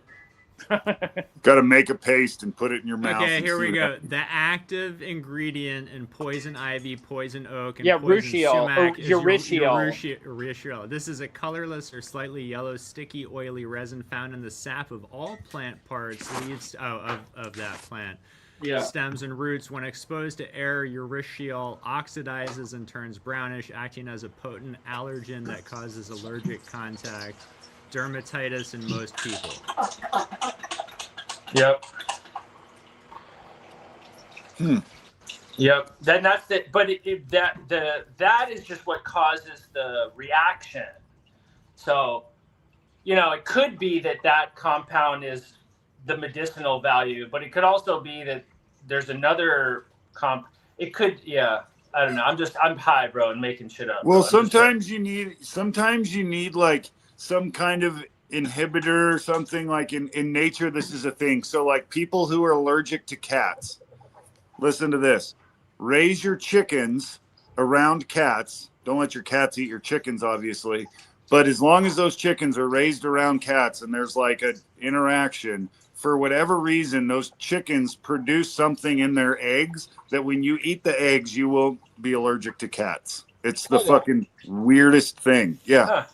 Yeah. I like it. I like so it. my wife has kept telling my kids that we can't have pets right now because she's allergic to cats and dogs, and I'm always like, there are hypoallergenic cats and dogs, but I can say Right. I can bring this factoid and say, good news, not only can we get a cat, but we can also get chickens. That's how And you Right, won't yeah. be allergic to either one anymore. Right when you say that, Peter, you're getting your picture taken for the evidence. But yeah, That's it's hilarious. wild. That It's is like crazy. sometimes you need something else to interact with this for you in order to help you, right? Right. Yeah. It's like the idea the goats eat the poison ivy, the goats make the milk, and the milk then becomes like a vaccine, essentially. Yep. Yeah. It's interesting how that works. That's like, yeah, that's very like anti-modern Western science, those concepts. Maybe Yeah. some people- It's And It's I like the have to wild say, I cat read that some poops wild out shit the sometimes. coffee beans. Yeah. That it like gently ferments in its stomach. You know, like sometimes you just gotta have a weird interaction for something to work. But Yeah. That's the honest to God's truth. It's funny how life's like that. What's that? I hear some fucking chickens. hope you Sorry. got cats nearby. I'm sorry. They're my. No, it's good. It's good. I want to get chickens back. When we moved here, we had chickens for like a decade, and I just haven't gotten around to building the coop. And it's like, because we're just And like, you ate them all. there's fucking bears and mountain lions and fucking. You just need all a couple sorts of- hundred, then that way keep the bears and mountain lions busy. No, of course. So I haven't scaled up, and I need to scale. You need up. more than they can catch. And that way you still got chickens after they visit. You know what I mean? Okay, I was like thinking about this wrong. It was a scalar. Yeah, you want to be part of the loop, not out of the loop, or Okay. the inner loop. Yeah. Okay. All right. That makes sense, actually.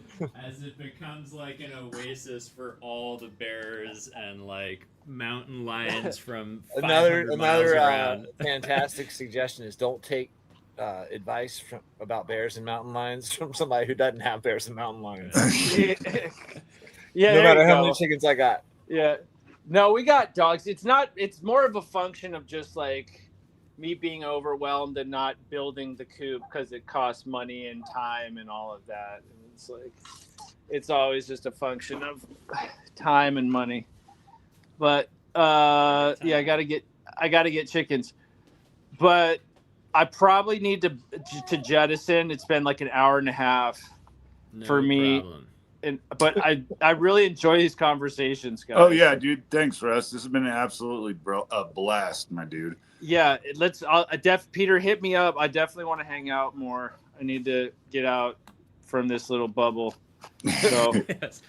you guys have a great Sunday. I appreciate all the info, and definitely to all who's listening, focus on your companion planting. Experiment with what we talked about with these beets and carrots and daikon radishes. Grow them, leave them in the ground. I think it's a good experiment. You should definitely experiment with all of that. And then tell us if we led you to Yeah. total crop failure. Yeah. So take these anaerobic microbes and then breed them. Yeah, and see apply what them happens. liberally on your. Yeah, and definitely plant a lot of different species of companion plants in your area, and see which ones do the best. Like see which ones thrive, and be your own little research scientist. All right, that's my advice for the day. All right, thanks, Russ. Appreciate Thanks, you. man. guys. Love you guys. All right, See later. ya. Oh, I think it's time for me to smoke another bowl. it's time for me think, to smoke a joint. Twist my arm. That's amazing that you took one for the team for the past hour and 20 minutes. You restrained from smoking. I was trying. I'm not gonna lie. I took like 3 puffs like an hour before the show started, so I wasn't too gone. But sometimes I have to have just enough in me, or I like over talk everybody, and then I'm like, I get all self-conscious because I'm like, oh fuck, I haven't given them a chance to say anything. I haven't even breathed.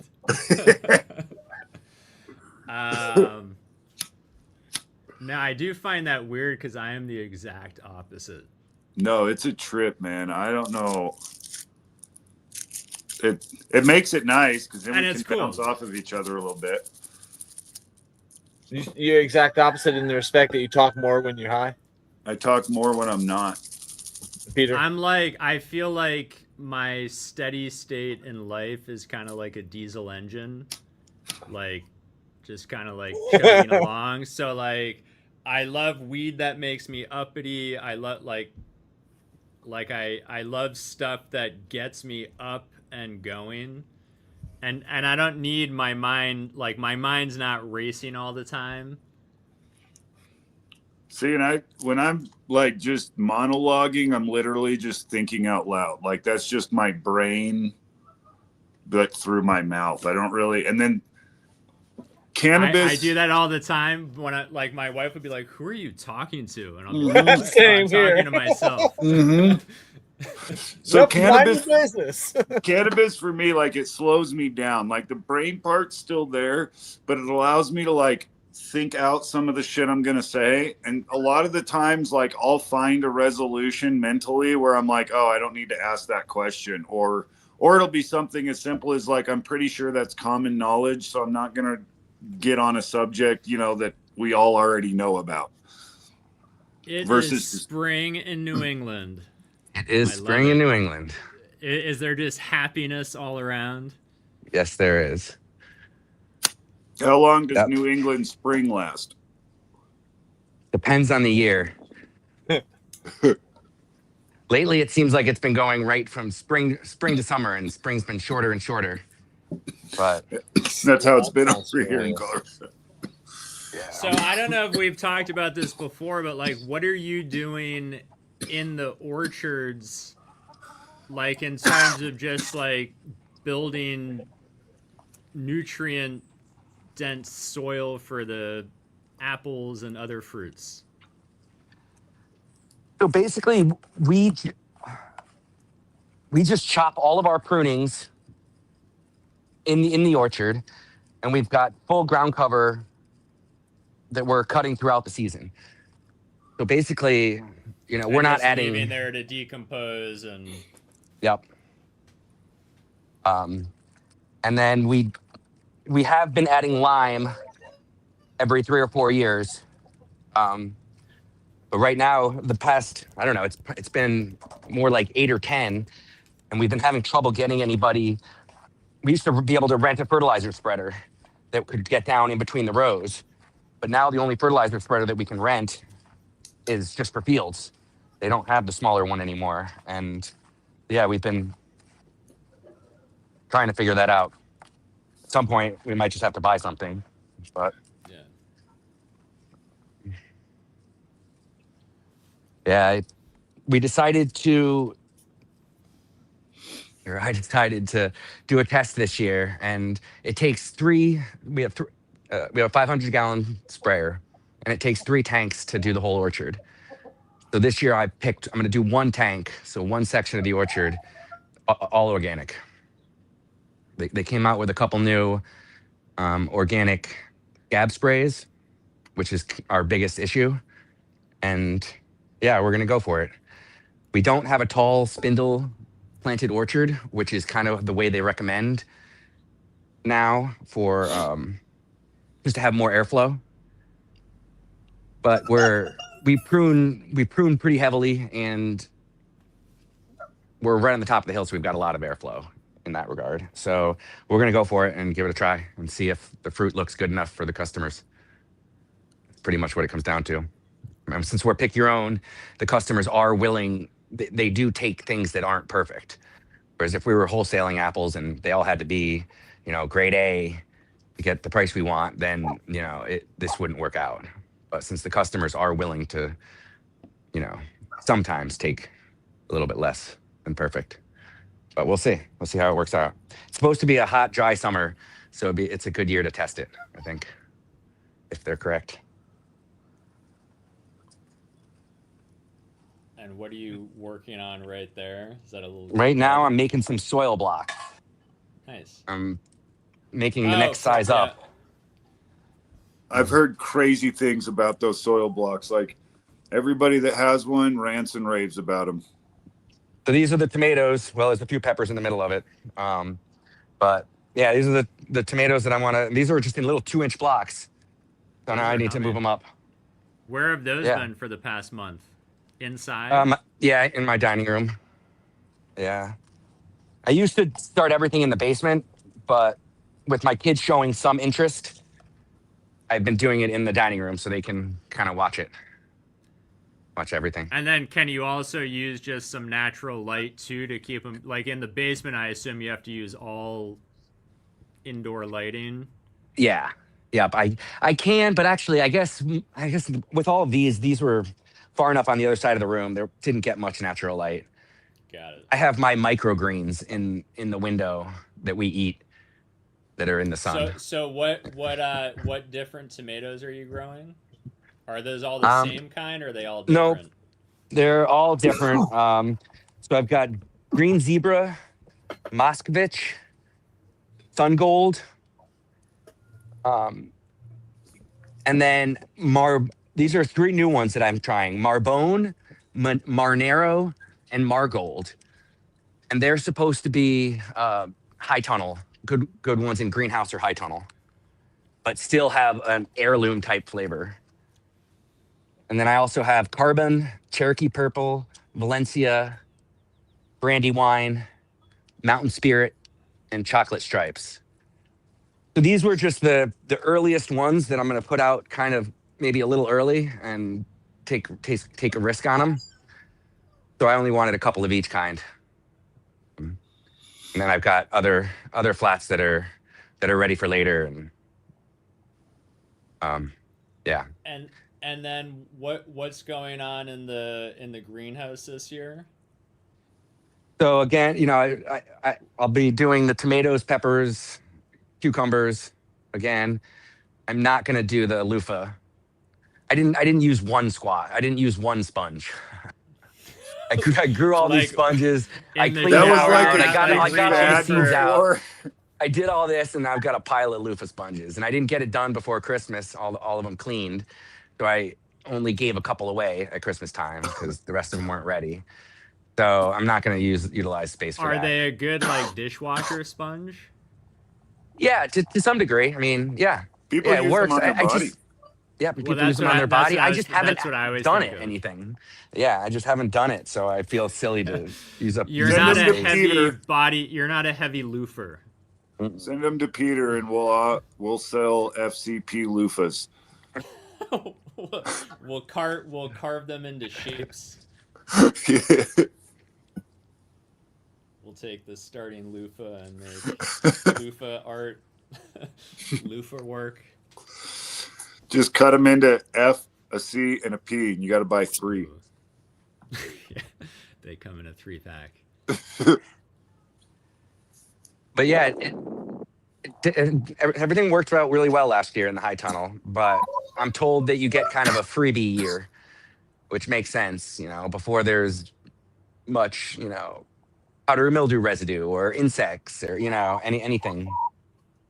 So I feel like I got a freebie year, and we'll see what happens this year.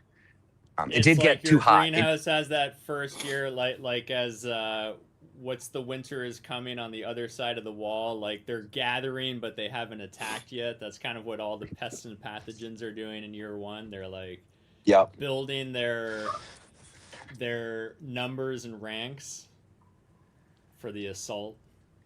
Yeah, so we'll see. The last year it got too hot in there for the blueberries, so I'm putting in a fan. Do you have like vents and stuff that can? Yeah, go I've got up and roll up down? sides.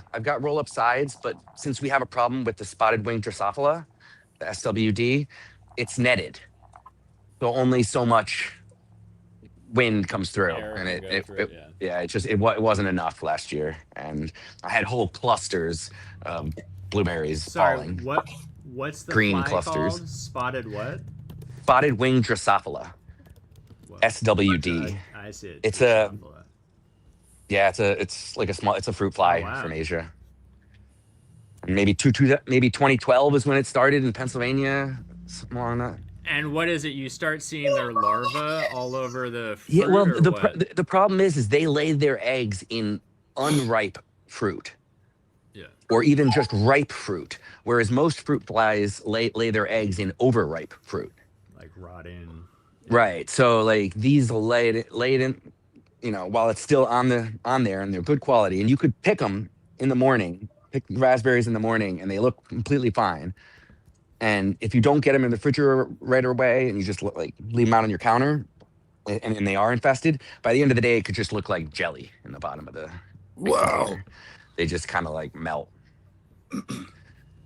So if you refrigerate them right away, you kind of stop it, but it's still kind of gross because they're in there, and you know. But that sucks too, because it's not like it's nice to let the fruit. If you're gonna eat your own fruit, it's nice to let it go to like peak ripeness.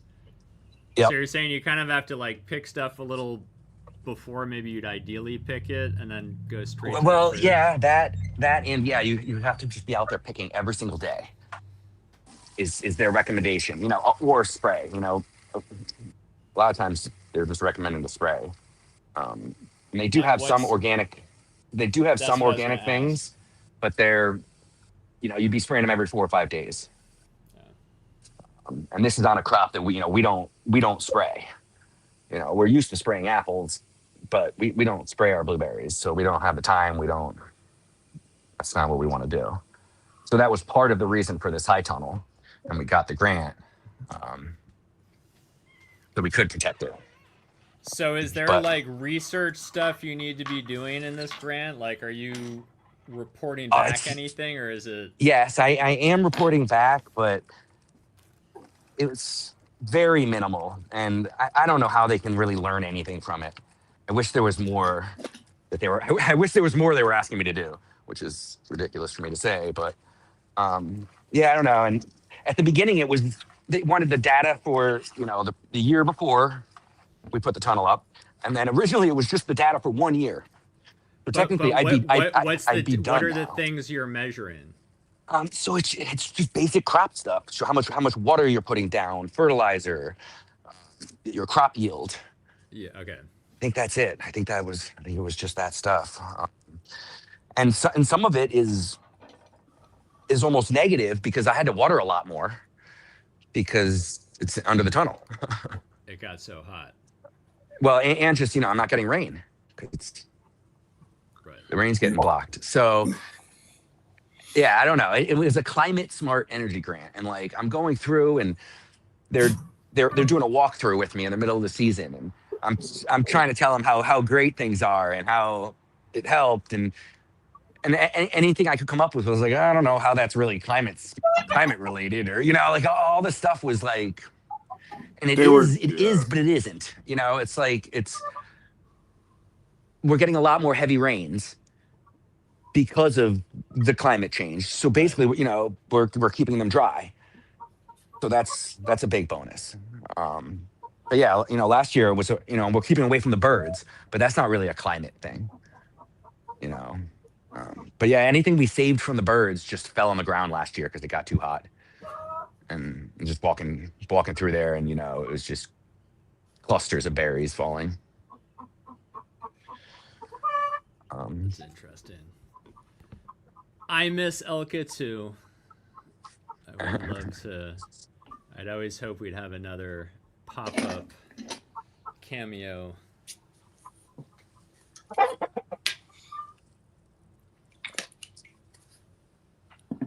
Yeah, I think we're ready. Except I need a plastic container. Put the block then. So what are you putting in these blocks that you're about to make? So these will be up potting the tomatoes. Oh, up potting. Got it. Yeah. Man, this is giving me the itch. I need to get my garden going. You need to get outside. Damn it. I need to walk out the door 10 feet. I've been like, dude, I was like there mentally, and then the fire happened and I got like sidetracked, and now I'm like, oh man, it's almost April, and April's almost coming up. Like, I need to get everything going again. I need to get my greenhouse cleared out. I need to pick what I'm going to put in there this year. I don't know if I'll have my indoor set up. But yeah, I want to be outside planting tomatoes and shit. Indoor in the garage, right? Yeah. Yeah. Are you gonna do that in the summer or wait till like the fall when it's? I think for now I'm gonna wait until the fall just to see a little bit, just so I don't have to push the heat really hard because I won't have an HVAC system yet. So probably around like September, October, I'll get everything fired up. I might even earlier than September because I can handle the heat during veg. So I'm like, I might do that. And then by the time I get to when I need it to be cool, it'll be cool and I'll be able to make it happen out there. But right now I'm just like, I'm going to focus on doing another outdoor run or just strictly greenhouse. I don't think I'm going to do anything like full sun. I'm just going to take a bunch of pots and plant seeds in them like the beginning of July and just keep them kind of wet and protected. I'm like layering off the greenhouse so that I'm not like straight in the ground. But yeah, that's kind of my plan this year. And then all my outside space, I want to start doing like I want to do a row of strawberries, like a shit ton of strawberries in like this big patch right in front of the greenhouse. What kind of strawberries? I don't know yet. I'm growing day neutral strawberries for the first time. So they're not like the spring type, and they're not everbearing. Right. They're yeah. And I'm gonna try to grow them so they're ready for our apple season up at the farm stand for pick your own. Yeah. Is that the same thing as they call everbearing strawberry? No. No, it's different. What's Yeah, it has like no light requirement. No, Where it's like a everbearing, maturity thing. Like right? they Just as start soon as when they like get a the certain plant age. hits a certain size. Yeah. Yeah, they're like auto flowers. They're the auto flowers of. That's how I think Yeah. about them. Yeah. And I've gone And back and forth because I'm like, when do I want my strawberries? And I the everbearing ones, they don't get as plump, I feel. Like I you have believe they're correct on that. yeah, like They're you just have smaller. to go through and constantly They're pick small off other berries. blossoms, but yeah, so here, indecisive. but here the everbearings go ahead and bloom all summer. The other ones are done in like late May. Yeah, For me, for us it's June. We call them the June berry ones. Gotcha. But yeah, you're a little ahead of us. That makes sense. Part of Yeah. me is like, I'll just do a row of each, like a row of everbearing, a row of, and just let them like mix and mingle in. But I don't know if they'll like crossbreed and just end up with just one dominant kind. Yeah, I The don't root think they'll stock should change. crossbreed. Should Yeah, I it? think my guess is the regular spring ones would just be more vigorous and outcompete the other ones. But I guess I don't really know. Sounds like that's what I'm going to do. Sounds like a test. Yep. We'll find out. Yep. Yeah, I keep trying to get my strawberries higher and higher so the slugs and snails can't get to them. Your audio is screwed up, Peter. Oh, really? Hold on. I can hear him. Maybe it's just my side. Can y'all hear him? Jeff? Yeah. I've often wondered about strawberries as like cover crop / companion plant. Like, what if you just had strawberries all around your field as like a helpful little tool? Uh-huh.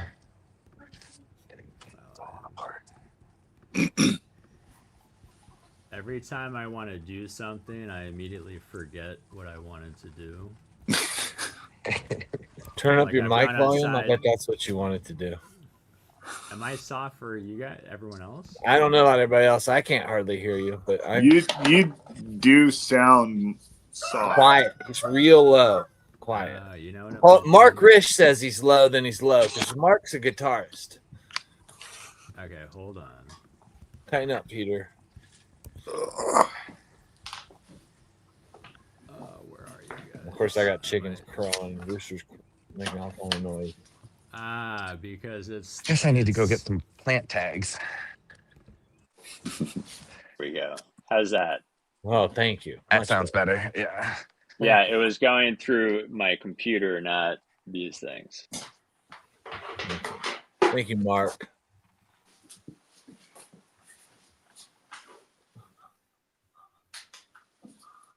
When are we gonna get another Mark Risch concert? That's what I want to know. Yeah.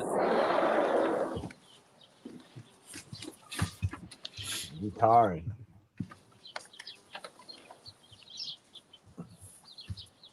What was I just doing?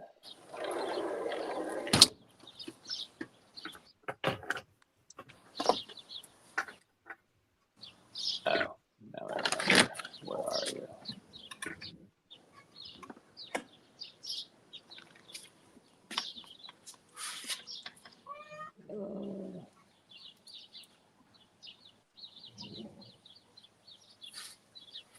I love now hearing the chirping birds.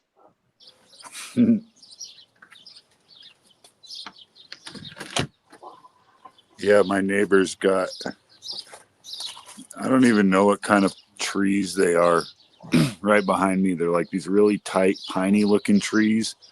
And they drop like these blue little, maybe they're called junipers, I think. But dude, if I kicked one of those trees, it would like flutter out a massive amount of birds. It's so wild. Let me see if I can.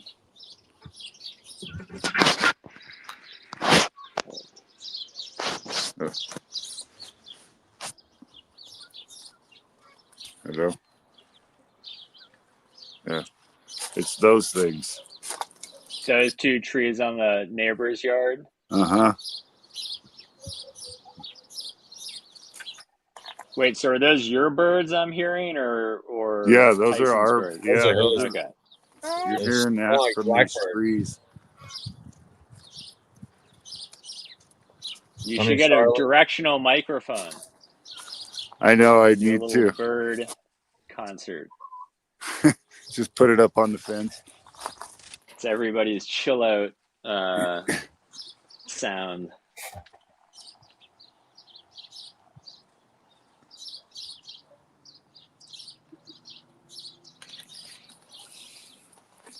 Yeah. They are kind of all around though. All my neighbors have really big trees. So you can kind of hear it everywhere. Is it the same type of bird in all the trees? No, there's like, Different gangs? yeah, like there's sparrows out here. There's doves and pigeons. There's a fucking hawk around here somewhere.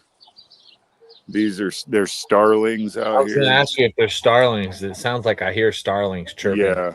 Yeah. European starlings. Mm-hmm. Those are wild. Like come fall, you can see them like swarm. It's crazy. They do some pretty cool murmurations, don't they? The way they do that. Yeah, it's wild, and they're smart as fuck. And then we have a lot of crows out here too, ravens.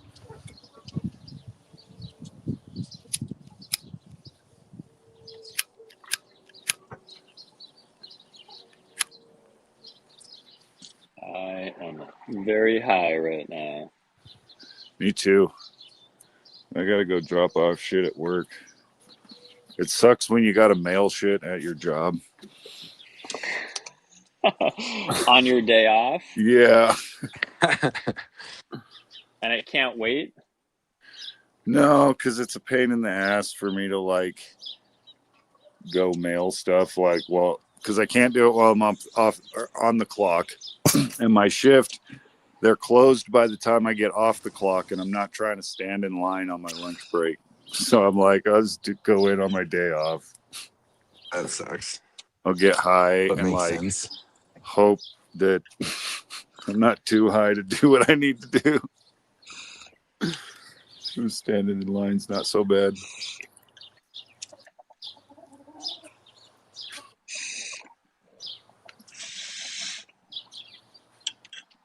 Okay.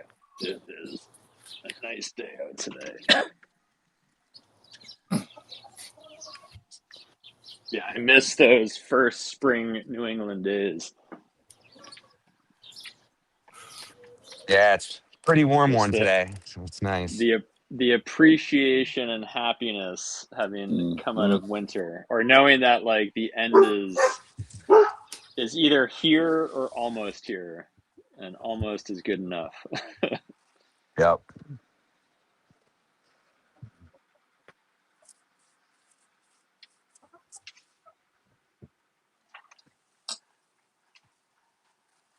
So, what are you going to grow on the cannabis side?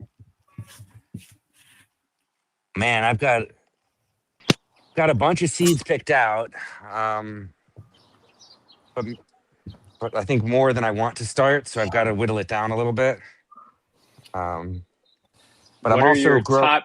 What are you most excited about, and what might get cut on the chopping board? I guess Or most left on excited the cutting about board, or whatever the phrase is. some seeds that Mr. Burns gave me. He gave me some old GDP seeds. So I'm hoping Nice. that they pop, and so I'm probably most excited about that, and some S1s from Rebel Grown is Doc 15. I'd really like to find a Doc 15 that's a little more resilient. Because that's my favorite weed, and it has been for years. Ever since I don't know. Granddaddy Purple's always been one of my top listers, and I feel like it's starting to make a little bit of a comeback. I see more and more people with it kind of in their, like, starting to introduce it into like a breeding program. It's really kind of wild to me, but I've been looking for a good GDP for a while.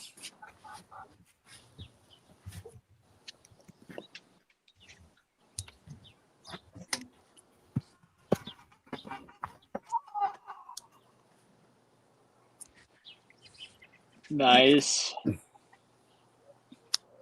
Yeah, I should really and actually also excited about growing the flamethrower again. I grew a little bit last year, but most of the plants got eaten by a rodent. Oh Sure, I had wow. taken cuts, so I have them still to grow. But the one that made it through was awesome, and so I'm really excited about that, and maybe something else from him. And if I do something else from him, then one of the other things that I've found I won't do. Maybe that's what we should do next. You guys should help me pick what to grow. Helping people, yeah. Narrow shit down. Make tough choices. It's hard when Yeah, there's so much out there. I guarantee if you ask everybody, you'll get your entire lineup. Everybody will be like, grow all of it. yeah. That's where I That's get true. stuck every time. I'll ask people and they're like, that all sounds good. I'm like, but pick two. And by the time I ask enough people, the whole thing is like, I'm like, up, back to ground zero. Yeah, I guess that sounds about right. But so, yeah, I usually do about half my garden in clones and half clones or plants that I'm looking through for other people. So, like, I mean, clones that I got, but not necessarily like elites. Sometimes it's just helping somebody else go through their stuff. But this year I'm not doing that, and I'm just doing proven winners or the seeds that I pop. Right. I'm just too busy. I've got a year and a half old and a 1 month old, as well as an 8 and a Yes. 10-year-old. You know, So, priority shift. It's okay. That's why I'm kind of changing things up. Like, I'm still trying to figure out what I want to do inside. And, like, I've pretty much figured out how I'm going to do things outside. And I'm planning on bouncing them off of each other so I'm not so overwhelmed with my hobby, but I can still keep it going. You know what I mean? yeah. So it's, yeah, it's definitely. Yeah. So you have 4 kids now. So you're one Got ahead 4 of kids. me. I'm done. You're like Sisyphus. I'm done. So if you want to catch up, you can do it. Back down at the bottom of the hill. Yeah, I could not imagine a 1 month old right now. Although it'd be interesting to see all, because there'd be 3 older sisters who are all very doting. So that would be interesting. Yeah, and Although they none of them are reliable enough to babysit a yes. 1 month old. Yeah, my kids they're helpful for short amounts of time. Then then they want to go play, which they should be. And forget to tell you they're going to play when baby's But in yes, the room by herself. Yeah, that happened once. But yeah, it's the 8 and the 10-year-old. They're close, but that the extra 6 months of these being closer is significantly more challenging. So it's like just over. It's like a year and a half difference. Yep, exactly. Yeah, pretty much exactly a year and a half. So, the year and a half isn't ready to be done with mom yet. Whereas, at 2, you can be more done with mom. I don't know, not done, but more willing to share, Mom, I guess. but And it's you're working. like, look at all these long-term helpers. Well, I look at it as, well, there's more of a chance that somebody's going to want to do it. Yeah. We got pretty lucky that, so my dad has three brothers, or had three brothers, and none of them had boys. So I was the only 8-year-old boy. So for it to actually stay in, in the same name and blah blah blah, it had to be me. And I didn't think I wanted anything to do with it. I was going to go make money being an aerospace engineer and pay someone to run it. I wasn't going to be the 8-year-old that let it go, but I didn't want to be the one that ran it. And I realized I didn't want to be behind a computer. Yeah.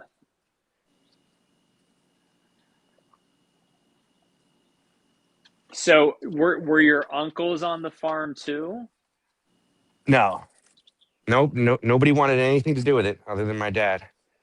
My But dad when they went and were got, when they were growing up, were they all kind of helping out, like your yes, grandfather? Okay. yep. And at that time, they still had cows, so they were waking up at the ass crack of dawn to go milk the cows, which is probably why they all left.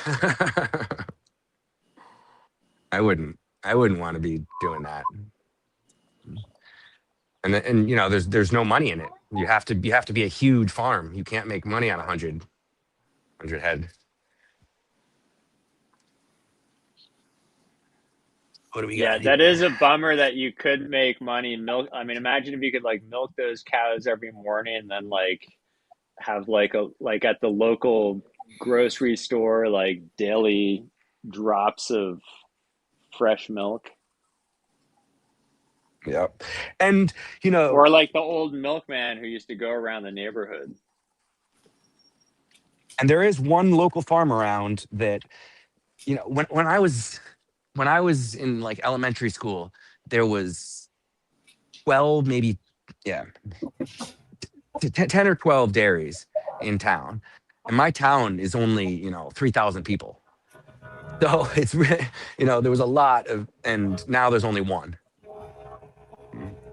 And they made it work by diversifying into, vegetable production also. And then more recently, they started making ice cream. So now most of their milk is now going to ice cream, or their cream or whatever. Because I Michael and think they used to Homa, sell it all. like the point of the farm in Connecticut is to have, at least part of your seasonal fruit supply coming from your own farm. But I always thought it'd be cool if they added dairy, and then a portion of the milk that goes into your yogurt is like from your own cows on your own farms, and then you supplement it with other like high quality milk, so you're not trying to produce all of it, but Mm-hmm.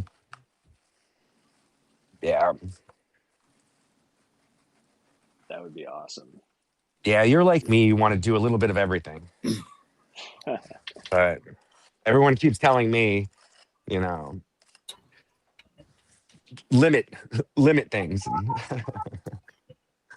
And what, that the 80-20 rule, right? Yeah. 80% of your money with 20% of your time. And that's where I should be not growing any of this here. I should be out focusing on the fruit trees.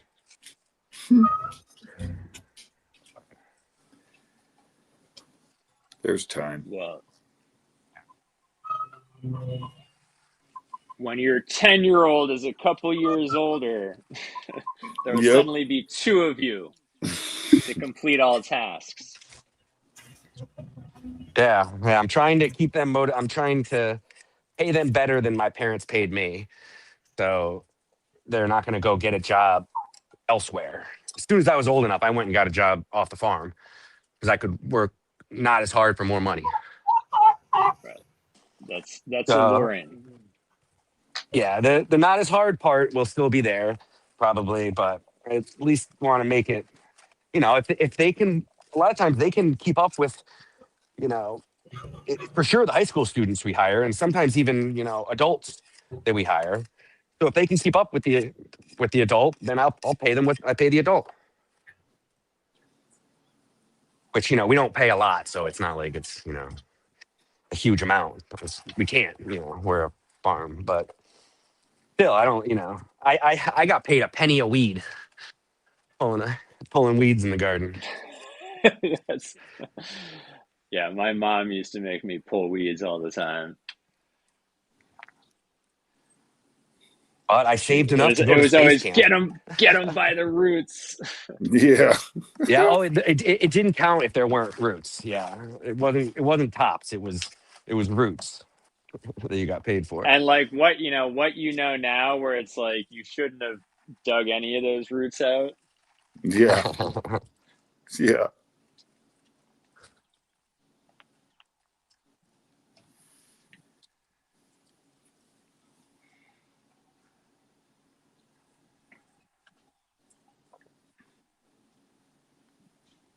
But yeah, I'm really hoping it doesn't get too cold because I don't want to have to bring all these in too many times before I plant them. Couple more weeks. Yeah, our 10-day looks good. So That's what I was gonna go check. Let me go check, Rusty. If I have, or I can ask them to send more in.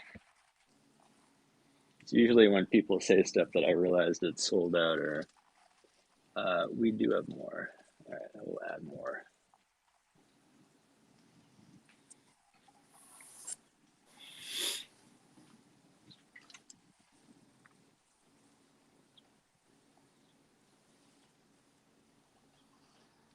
Jeff, did you start smoking? Yep. Started you're and all finished. quiet over there.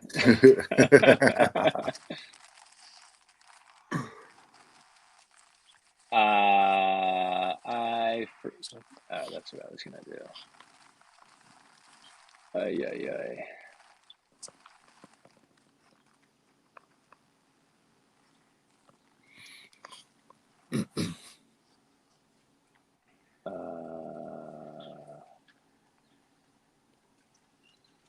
Black. Yeah. Garlic. Tough. I'm also like into the comments. It's kind of funny. I'm like, oh yeah, I'm on the show. I can't just read the comments. What an asshole. Oh. Does everyone hear me?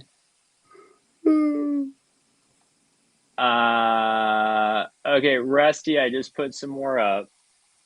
And then what else was I gonna do? Oh.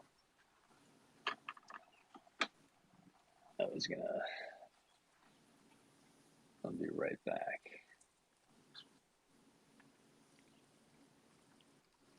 Is that just regular water? yep. Like you went into the kitchen faucet, or like the... Yep. Right in. I went into the old kitchen, which is what our mudroom is now, what we call the mudroom. But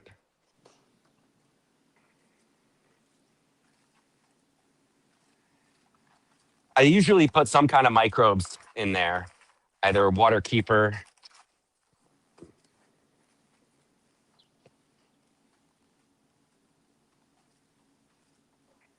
So it's mostly water, but then, yeah, I don't know, a cup or two of keeper in the whole thing.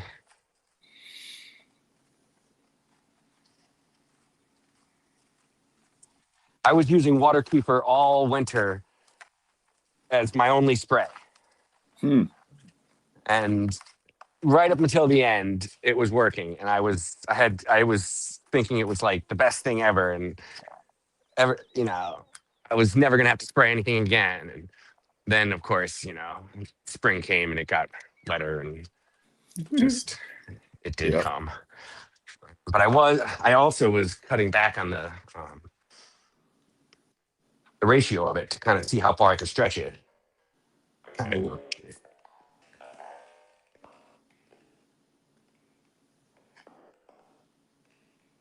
that's fine. That's, winter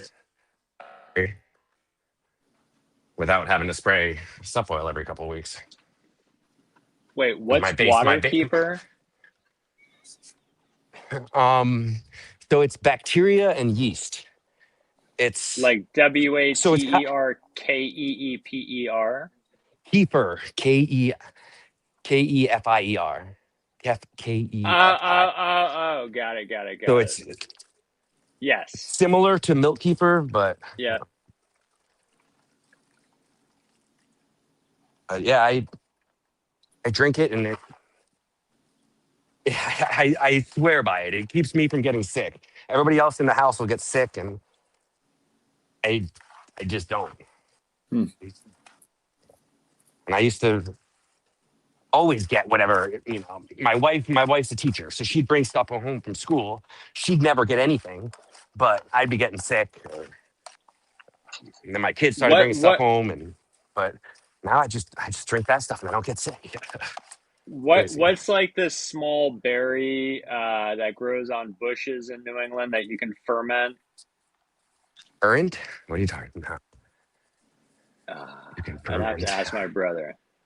He has it growing on his property, but I wanted to make like a fermented drink with it.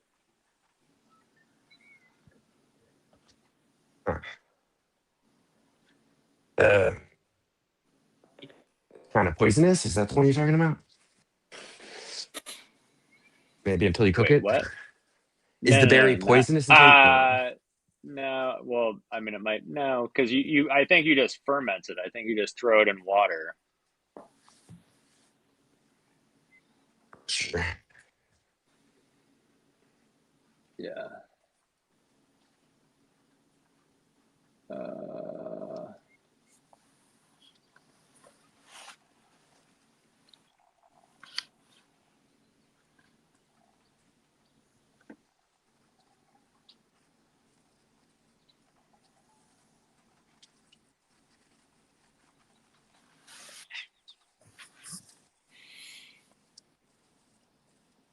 Does it sometimes make you gassy? The kefir? Yes. That's like the only negative side effect of the kefir. But I drank a lot of kombucha. I really swear by this stuff.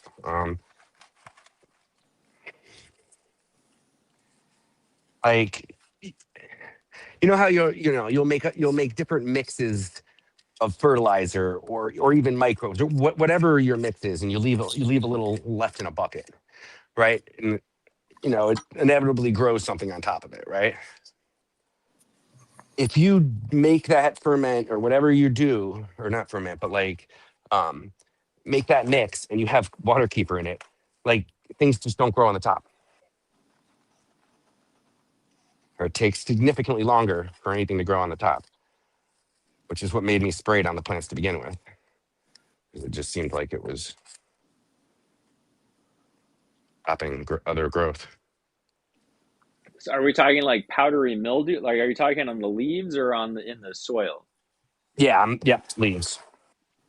It's an old New England basement, so it's water comes in and out, so it's always, and I don't keep it really warm enough.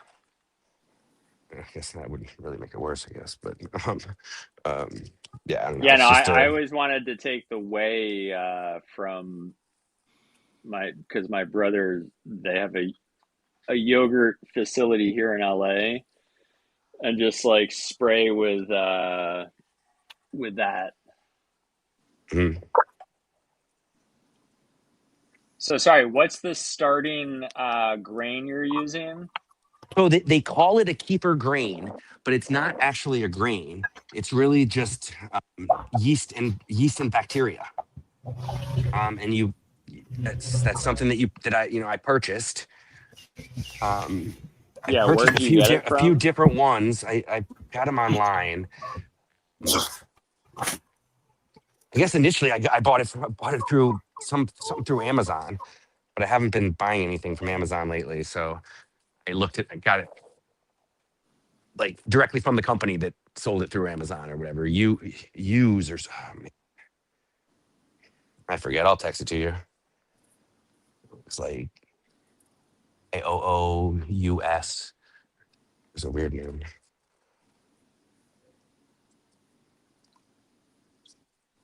Water kefir, okay, with 1 cup of sugary.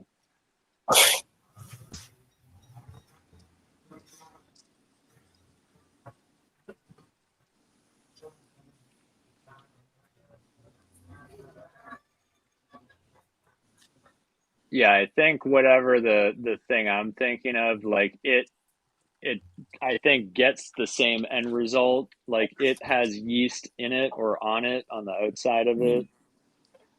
And so that's used as the catalyst to get things going. Yeah, why am I blanking on this? But the bacteria and the bacterium in it also. Yeah, I don't know.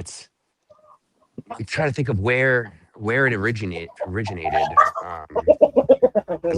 looked it up at one point. I knew, but I can't think of it now. It was India or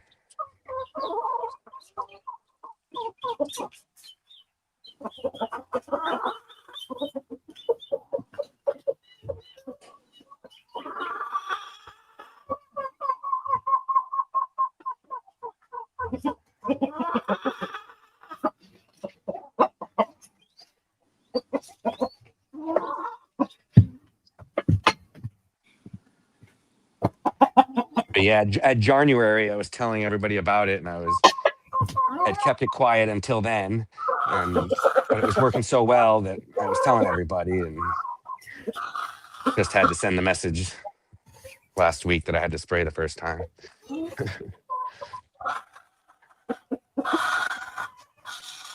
And I did talk to somebody else that in my area that said that they didn't have much powdery mildew presence all winter either. So may not have had anything to do with it. Or, with low pressure it helps, but any kind of high pressure it doesn't make sense.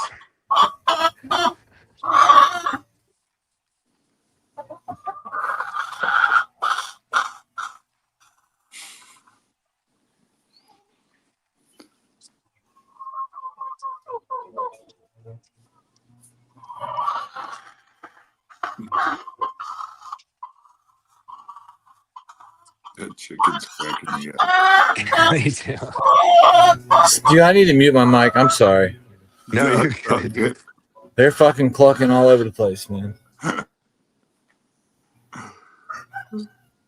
You're enjoying this weather. They're trying to get into Tyson's plants that he's working with there. They're ready to have some fresh upplanted. They like upplanted seedlings. Yes. Oh, whoops. It's one of their favorite things. They take them out flat at a time.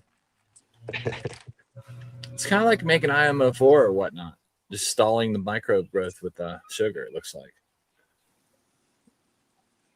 that. So I think it was a juniper berry that he had growing. Okay. That is so the naturally occurring yeast on the berries on the outside ferments what's in it. So juniper berries, water. Oh, you don't even need like a sugar or anything. Yeah, and it'll get bubbly. Bubbly. Yeah, bubbly month-old juniper berry water. That's amazing. Now I want to make some. This is Juniper out front. The little birds seem to think those berries are good. There's enough of them on the cars. Do you see that?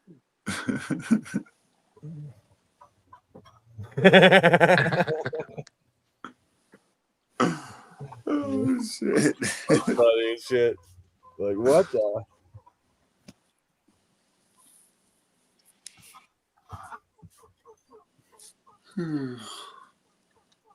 All right, I'm gonna take one last Rip. I And knew we this. can. I feel like I'm now where Jeff is. Yep. And I gotta go run errands. I'm like, fuck, dude, the post office. I'm riding my bike down there, so I'm hoping I fucking mellow out a little bit by the time I get there. Either that or I'll just be like so insanely high, I'm just like on autopilot.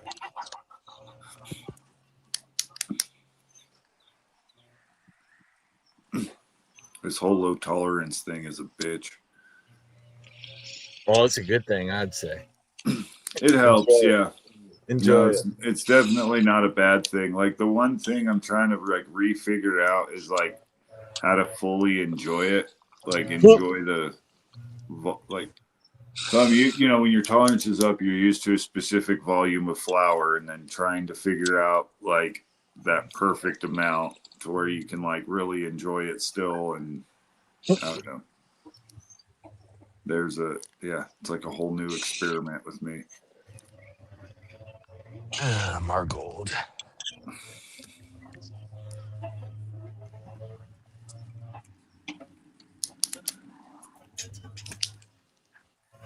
Anybody know anyone in Norway? No, I Any don't. smokers in Norway?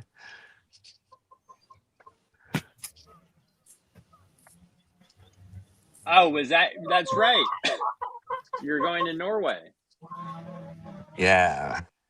When you said that, I was like, wait, there was someone who was asking about that. I was like, who was it? Then I remembered it was you.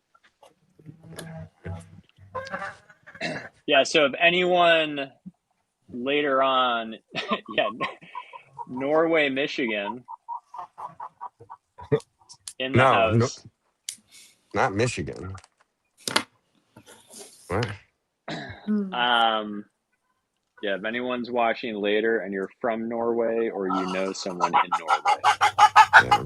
send them Tyson's way Yeah. as his smoke curators curating his smoking experience while in Norway. Yeah. Would that be an accurate description of what you're looking for?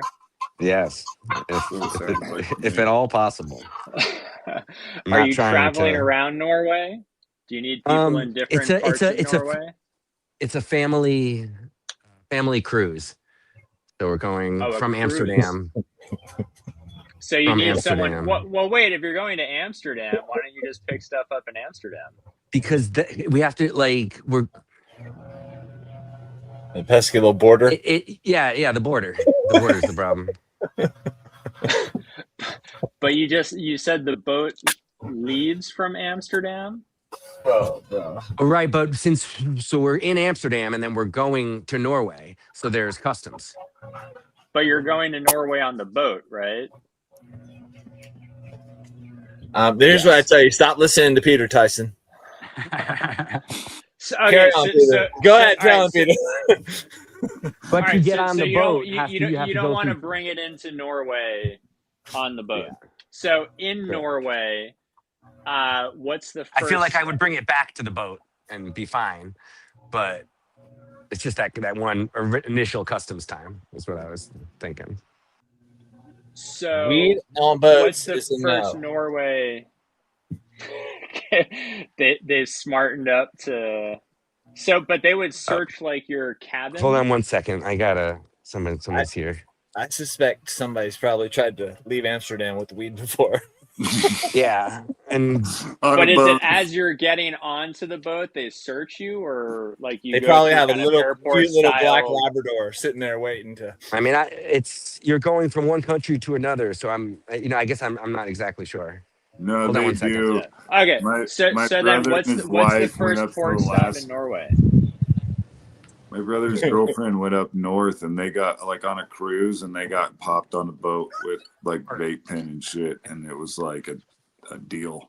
And that was like just going And through then like they ended up in a Russian prison. Yeah. But that was like going from like up to Canada to Alaska and back kind of thing. And yeah. So the first stop in Norway, you can pick up whatever you need for all the subsequent Norway stops. Is it legal in Norway?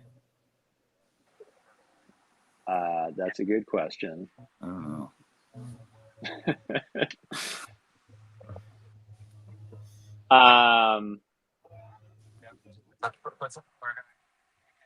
Yeah, I don't know the answer to that. And then what are they smoking in Norway if it is?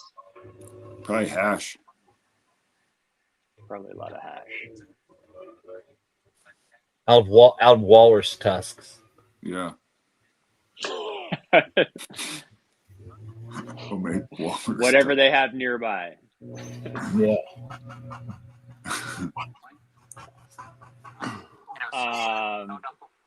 Let me look up Norway on a map. Maps. Seems like it's a big hell no for Norway, but I could be remembering wrong. It wouldn't be the first So if time. you're coming from Amsterdam, ooh, maybe Oslo is your first stop.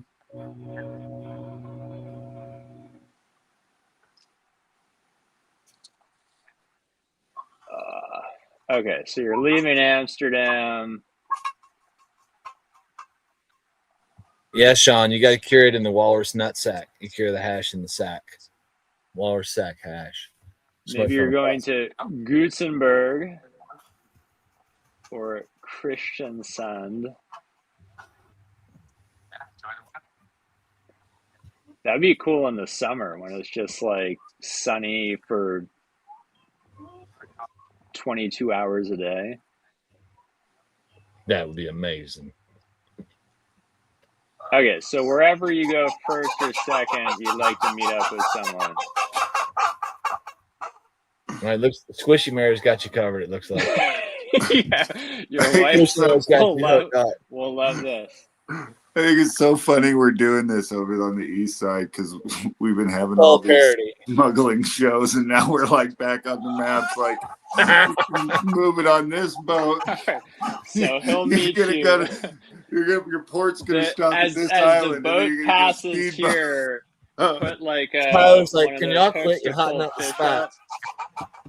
up. Pull a bail up. Oh shit! We got you. Oh Did you guys hear any of that? nope. Did you hear any of us? We had No. all sorts of good ideas. What's your first stop in Norway? I Hold wouldn't on, I'm answer gonna have that. Fifth or something like that. to. Whatever that amendment is. Oh. Damn.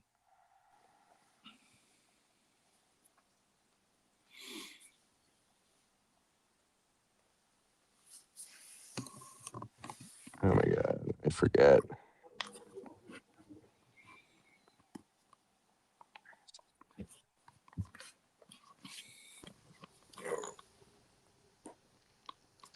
Are you looking it up? Yeah. This could be our poll, our next poll. What city Where I is thought his it first was. stop? Which No. city's the easiest way to smuggle into? Yeah, it might take that long.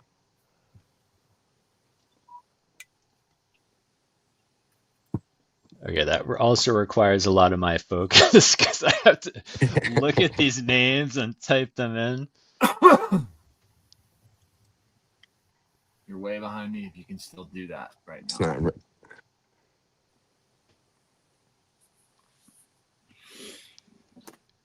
Could it be Halmstad?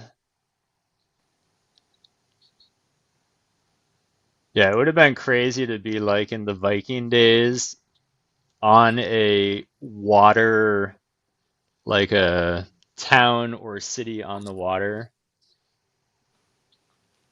Yeah, that'd be wild. Like where raids could happen any day or week or month. You just wake up and your whole shit would be on fire from some boat in the middle of that little place. Fighting with the other Vikings over which sardines had the most terps. Oh man. Yeah, just think about how savage EID everyone had to be. FJORD. Oh, Edenford. sorry. Okay. Sorry. Start. What's the beginning again? EID FJORD. And then tell me how to pronounce that. So I don't insult Oh wait, I anybody. think I just see it. I see Fjord Coast. And Hold on. Let me. EIDFJORD. correct.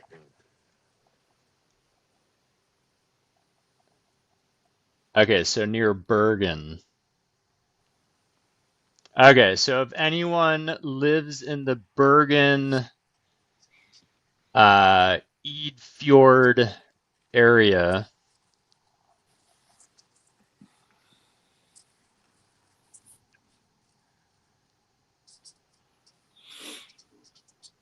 and you want to make Tyson's adventures through Norway even more enjoyable, Yeah.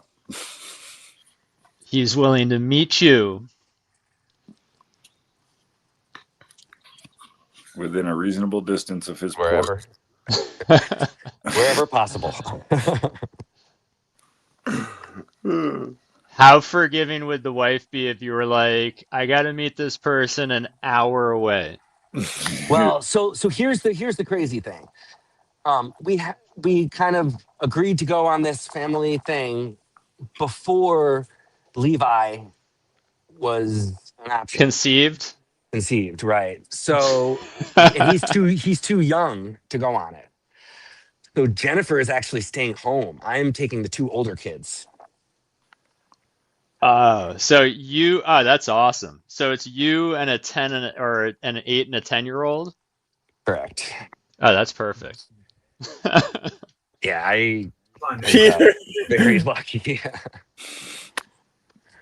Yeah, I like doing stuff with my like me and my two older daughters.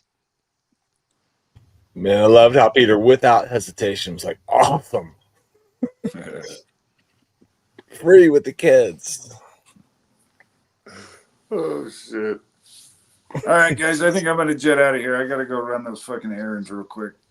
Well, no, that's a good end point. Yeah. Oh, sorry. So Ken is going live with what is his name? Hold on.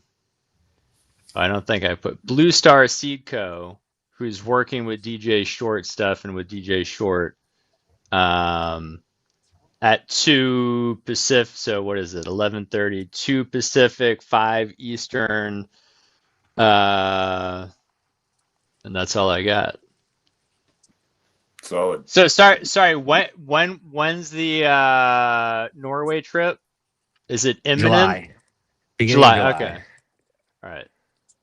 So everybody be on the lookout for someone from Eidfjord, Norway, Yeah. who smokes good weed. If your weed isn't good, don't even bother getting in touch. Yeah. Tyson's picky. I don't know. Beggars can't be choosers. Very discerning. All right, everyone have a good one, and see you at 2. All right.